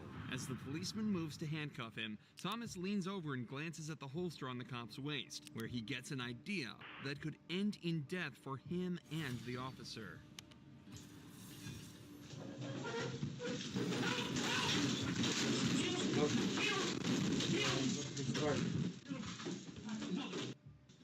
Yeah, I'm good. You couldn't get it. Thomas made a leap for the cop's gun, but due to safety features built into the holster, Okay, he let's wasn't take able here to get it him down. out. After a short struggle, 2 more cops. Wait a second to write here on the chat, guys.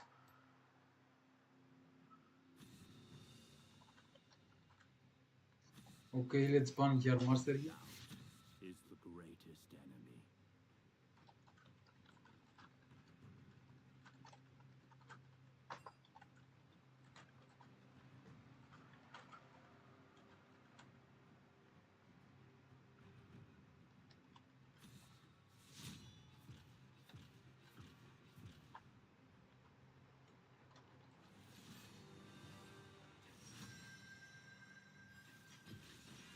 To the arena.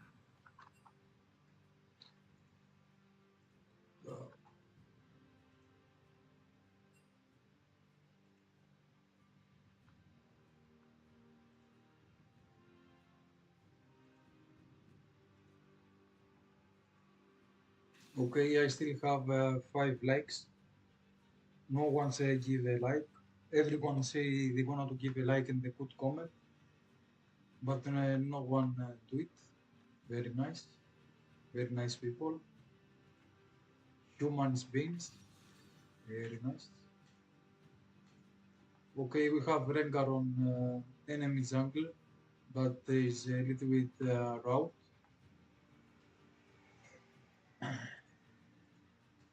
Entered the room with tasers to subdue him, and he was eventually restrained without further issue.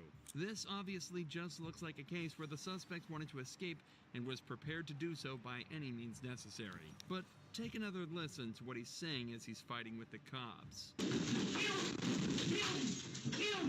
If he was really trying to escape, it's unlikely he'd be repeating the words "kill me" from the get-go. Instead, it's possible that Thomas was so terrified of his sentence and the position he was in that he made the radical move to scare the officers in hopes that they'd shoot him and spare him from what's to come. Bringing a firearm into an interrogation room is an incredibly foolish idea, and the majority of police departments forbid it for the safety of the detectives. But it seems this Las Vegas Police Department also forgot about that rule and come incredibly close to seeing the consequences.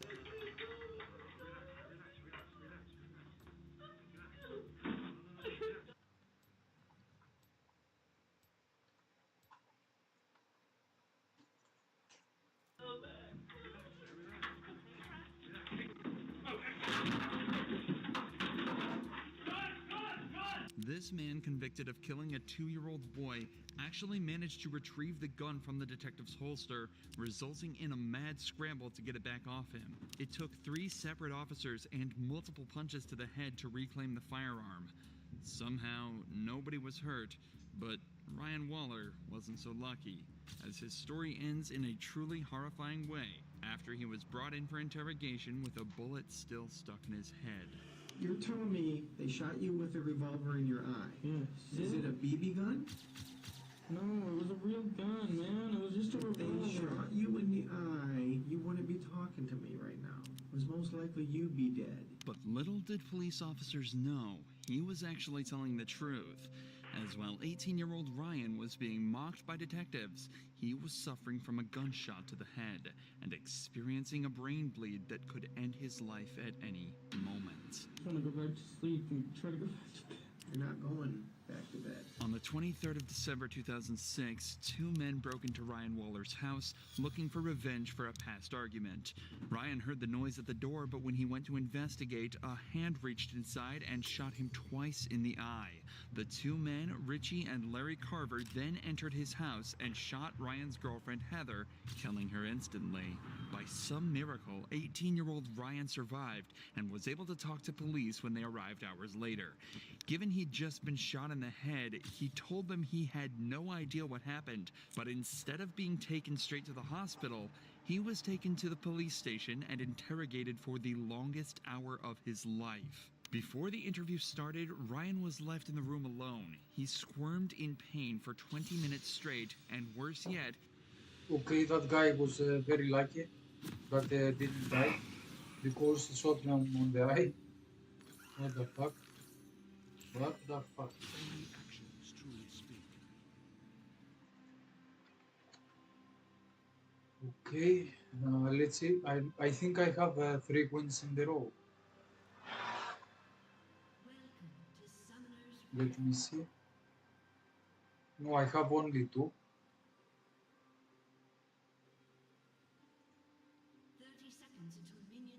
And 4 losses in the row. Always forward.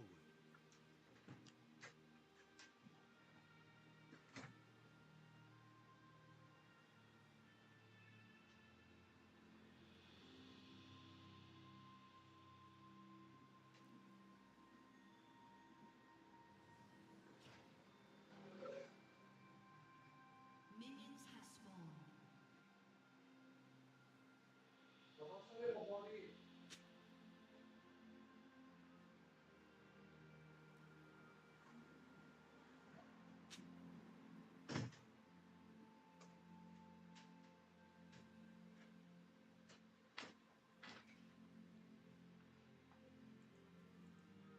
My king commands.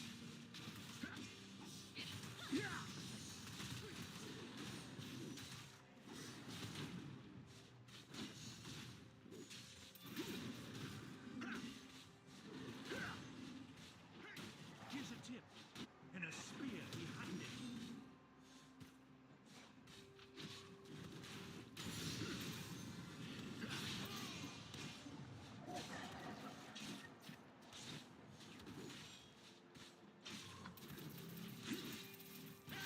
Perish with honor.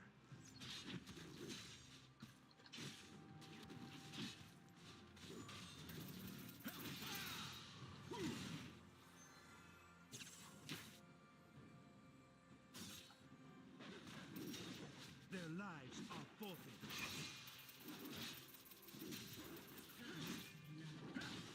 Okay, very nice.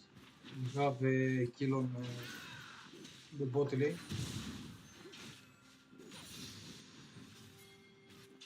Fate has made its choice.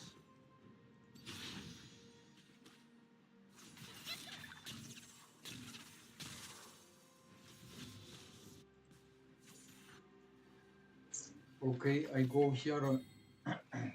I go To triumph. on the top lane.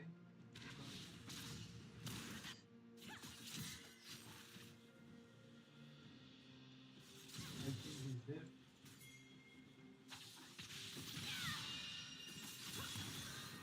Sound the march. Okay, that was close.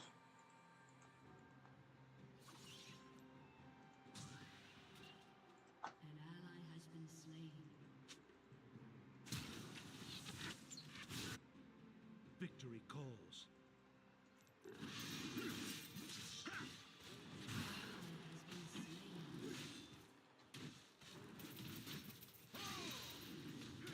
Okay, they don't list.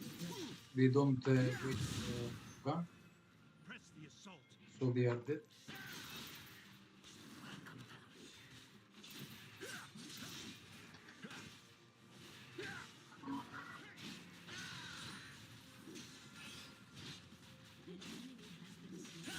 Not for me. Okay, Relia.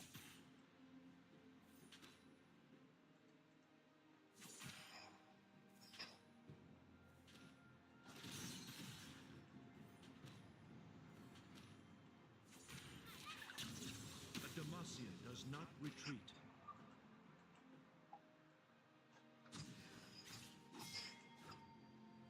Okay, I go on the bot lane. I think I can do something.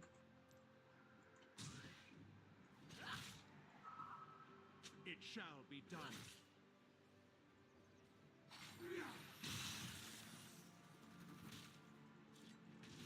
Okay, CC.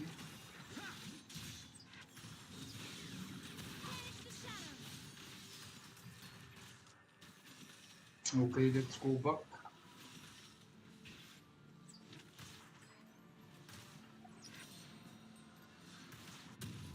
The warrior spirit is never broken.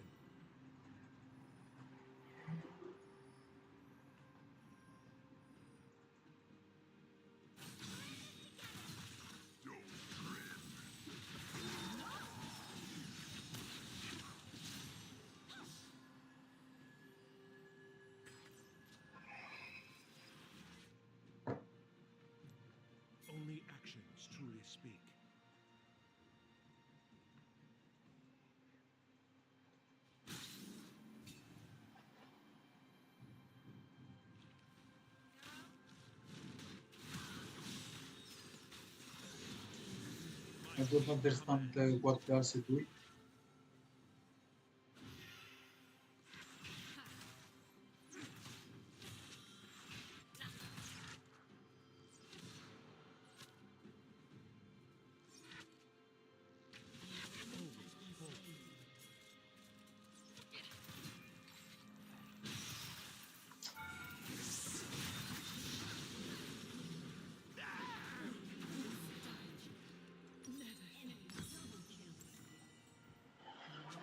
As she have 5 kills.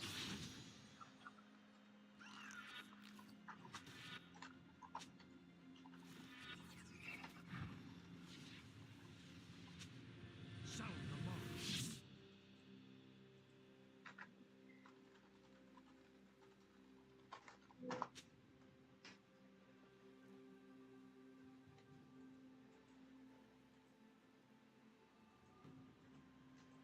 To triumph.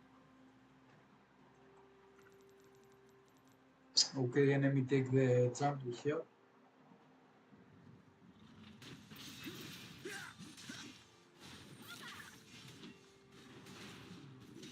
Perish with honor.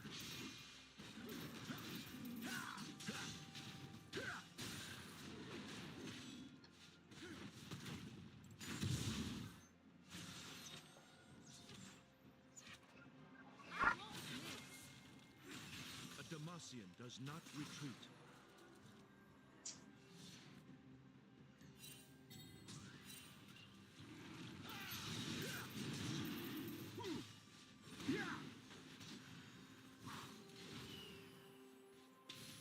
Victory calls.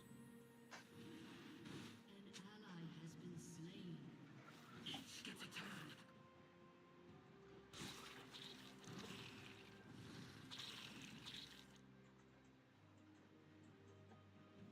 The warrior spirit is never broken.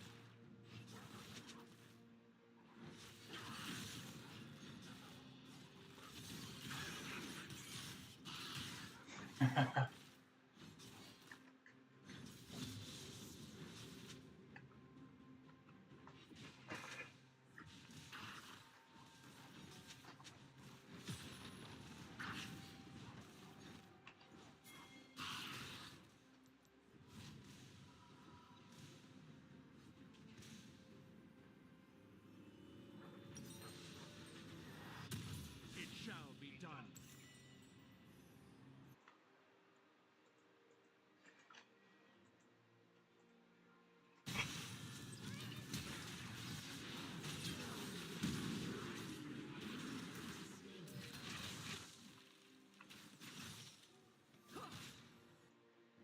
Only actions truly speak.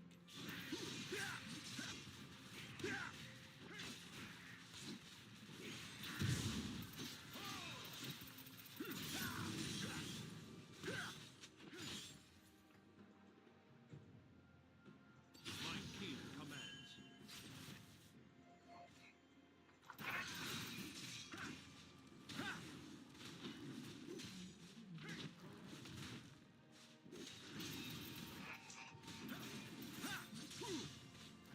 Their lives are forfeit.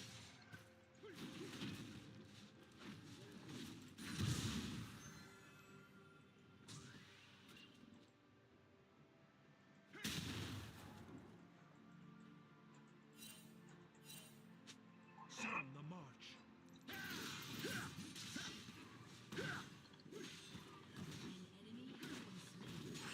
Okay, very nice.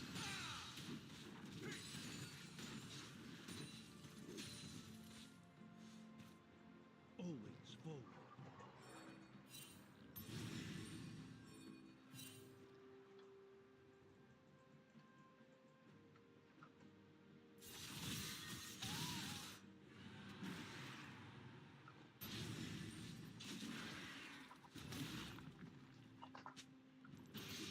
Here's a tip, and a spear behind it.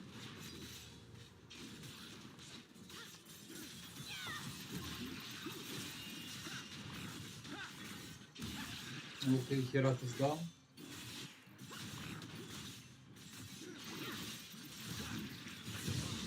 Not retreat.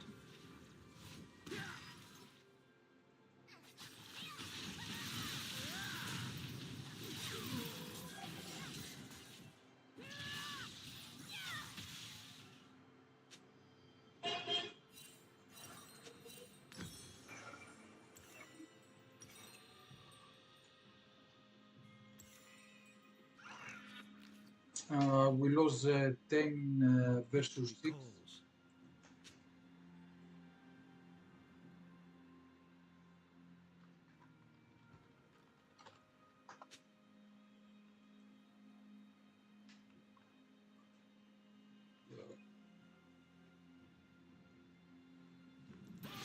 Fate has made its choice.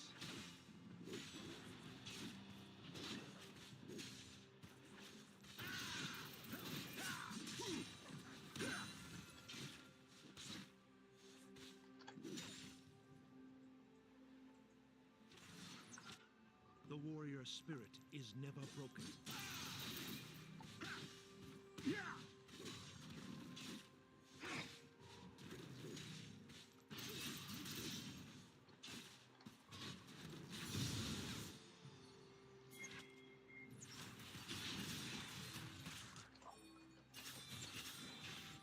To triumph.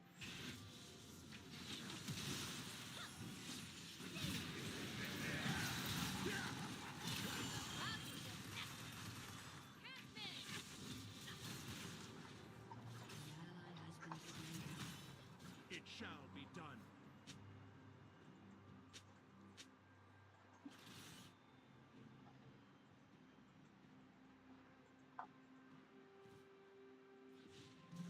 Okay, I think I can take here down the Nafiri. My king Let's see. commands.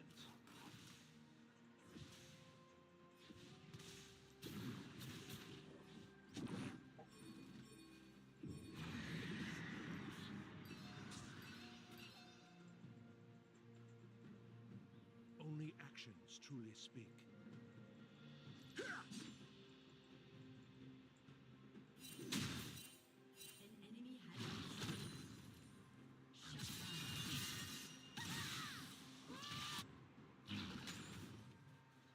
Sound the march.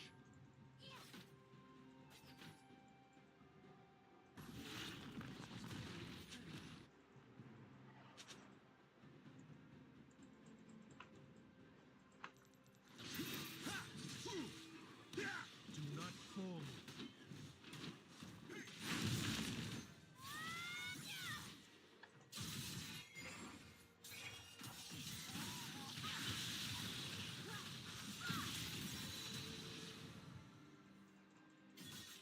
Always forward.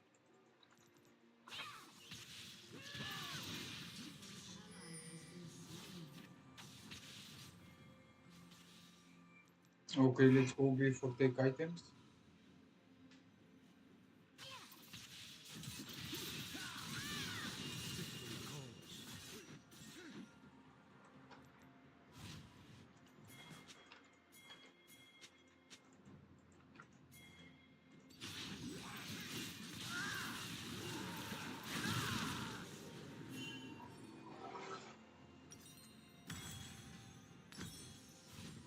Okay, let's go for the death dance.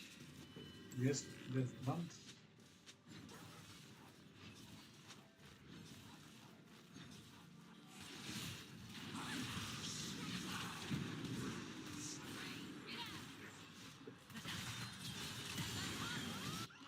The warrior spirit is never broken. Okay, Samira, very nice.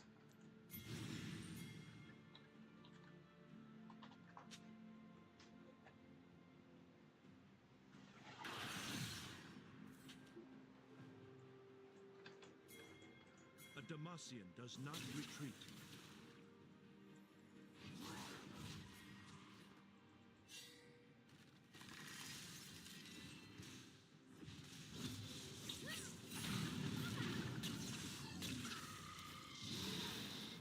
To triumph.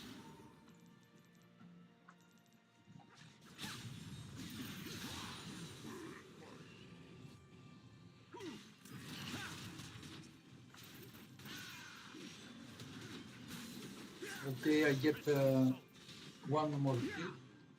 2 kills now. Okay, now we're going to take triple. Very nice. It shall be done.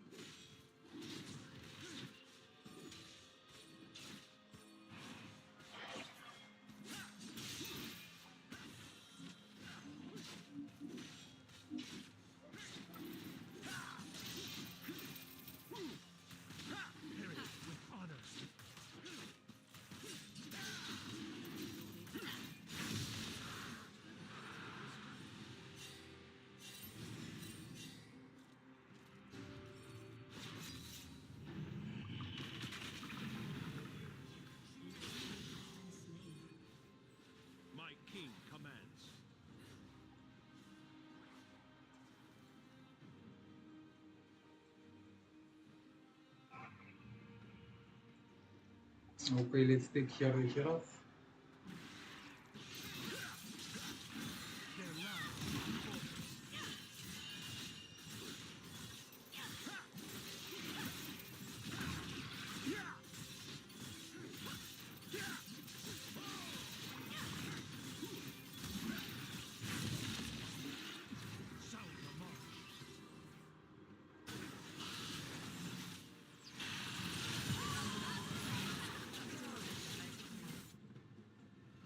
Double kill.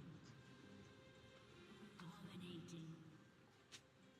An ally has been slain. An enemy has been slain.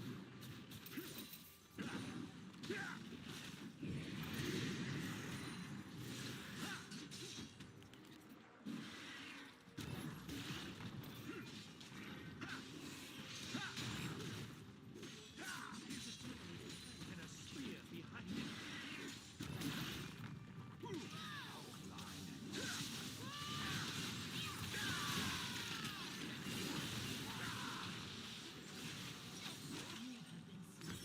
Okay, worth it.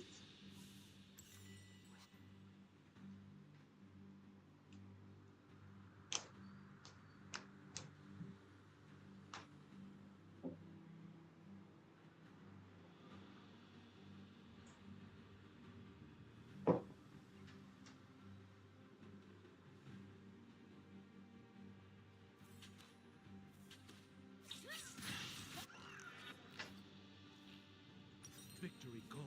Has destroyed a turret.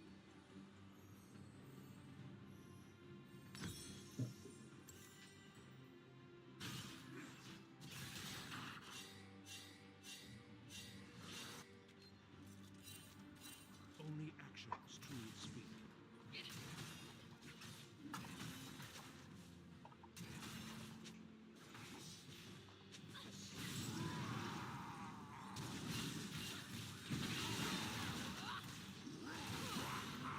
Warrior spirit is never broken.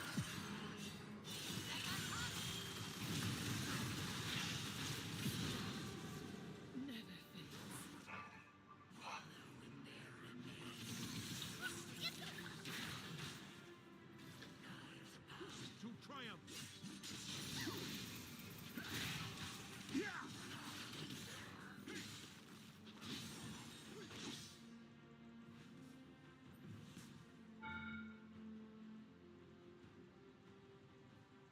It shall be done.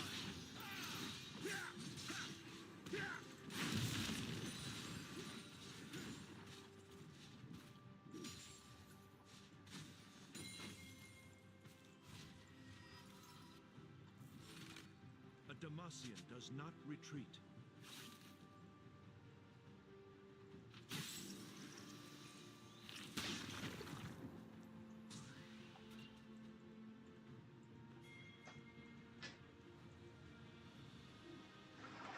Sound the march.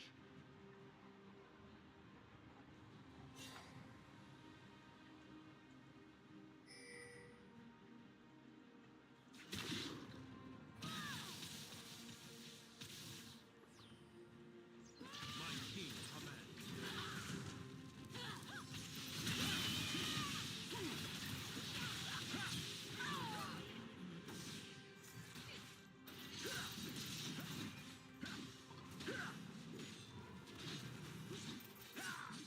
Fate has made its choice.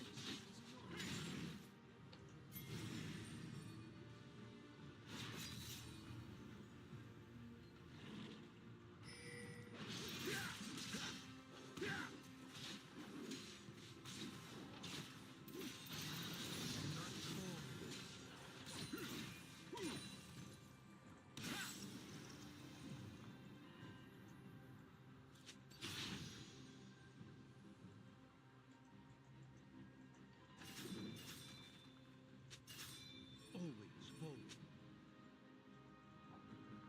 Okay, let's give them a try here. Let's put here a word again. Okay.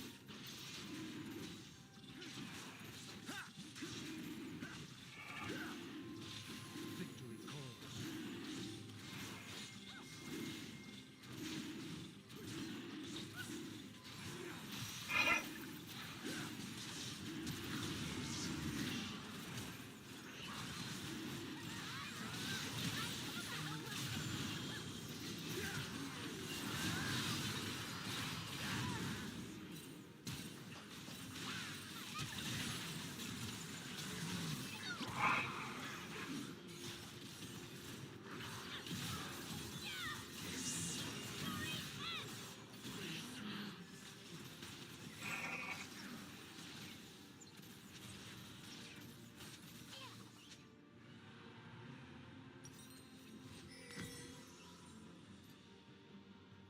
Okay, let's go for this to take some attack speed and we apply 12% to the enemy current health psychical damage.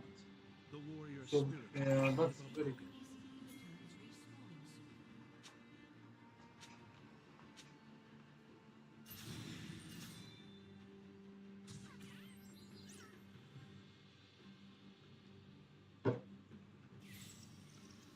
Okay, let's take now the battle.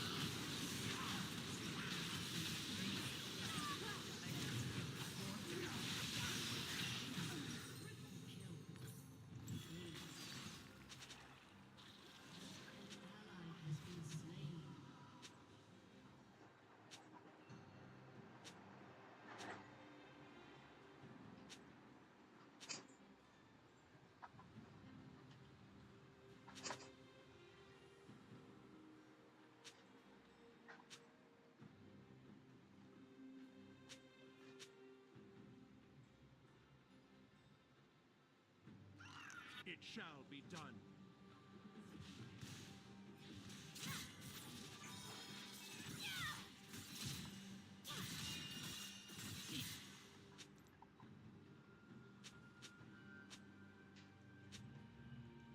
My king commands.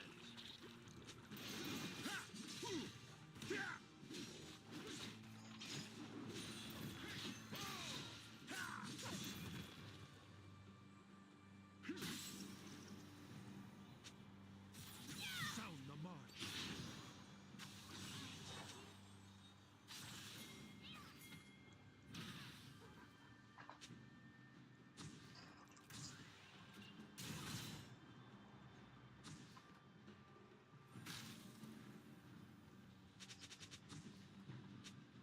Victory calls.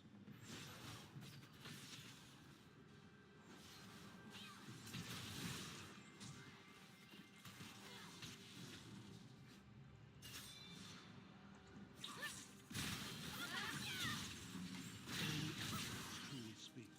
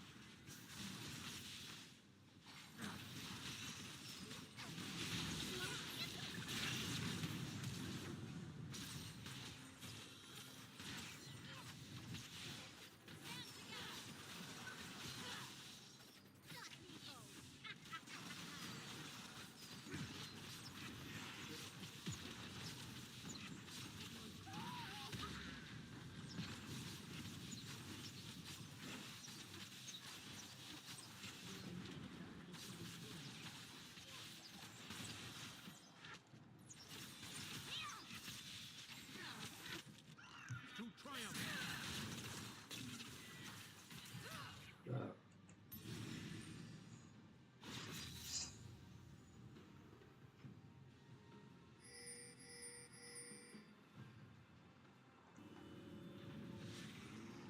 The warrior spirit is never broken.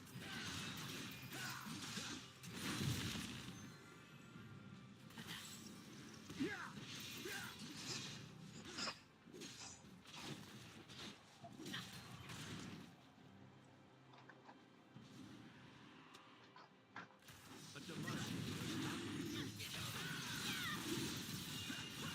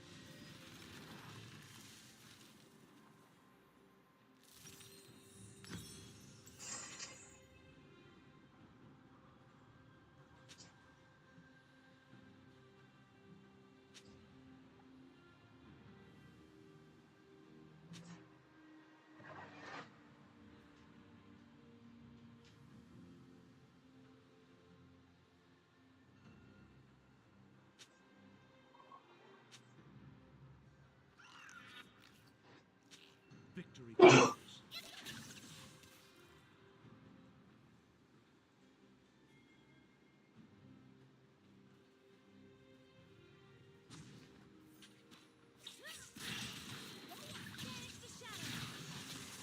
Only actions truly speak.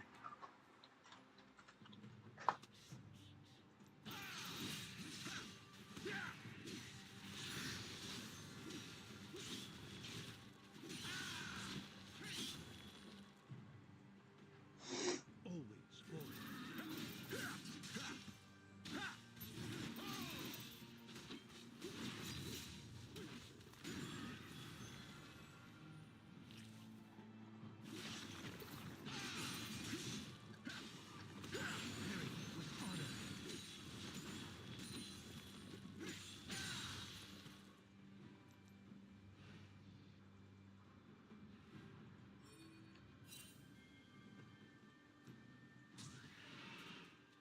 An enemy has triumph. been slain.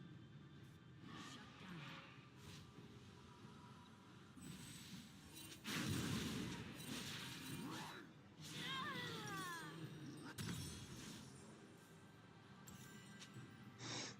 The warrior spirit is never broken.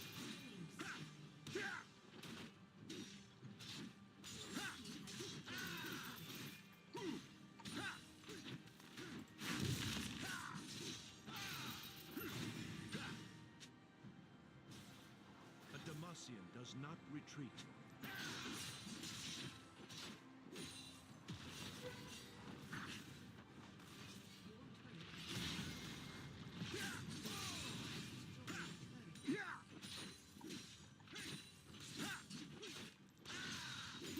Here's a tip, and a spear behind it. Killing spree. Shut down. Double kill.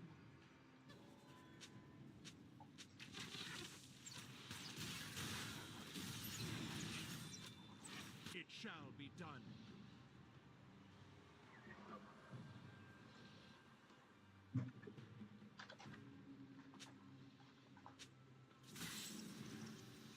Your inhibitor is respawning soon.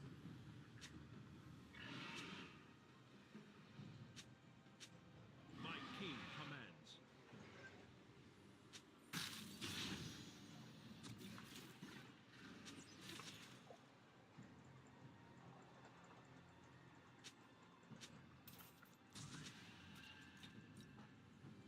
Victory calls.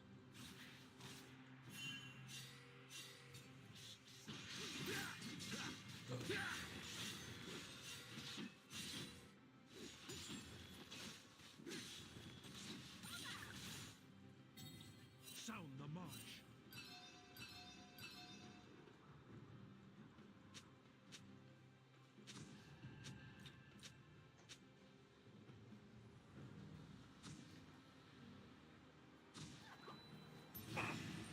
Always forward.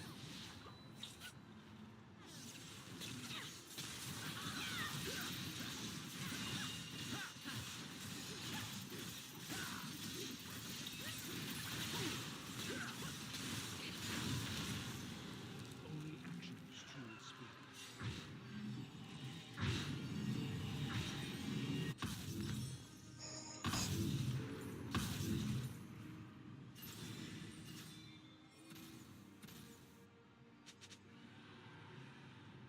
To triumph.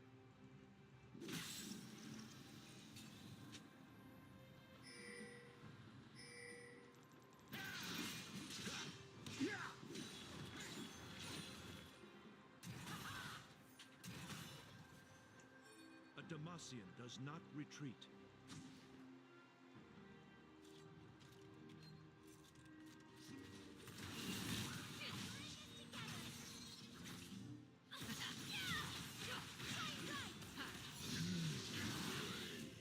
It shall be done.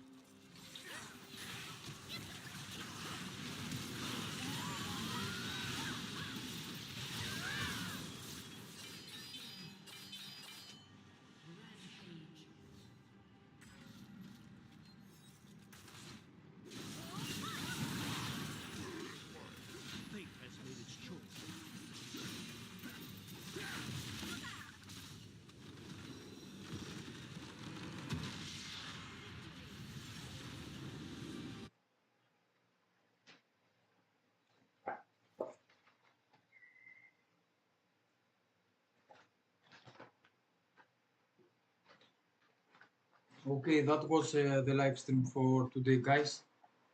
I see you again on 9 p.m. on 6 hours. I will play 3 more games. Okay. Next game, I will go bronze 2, I think. Let's see, guys. Thank you for your support. Bye bye.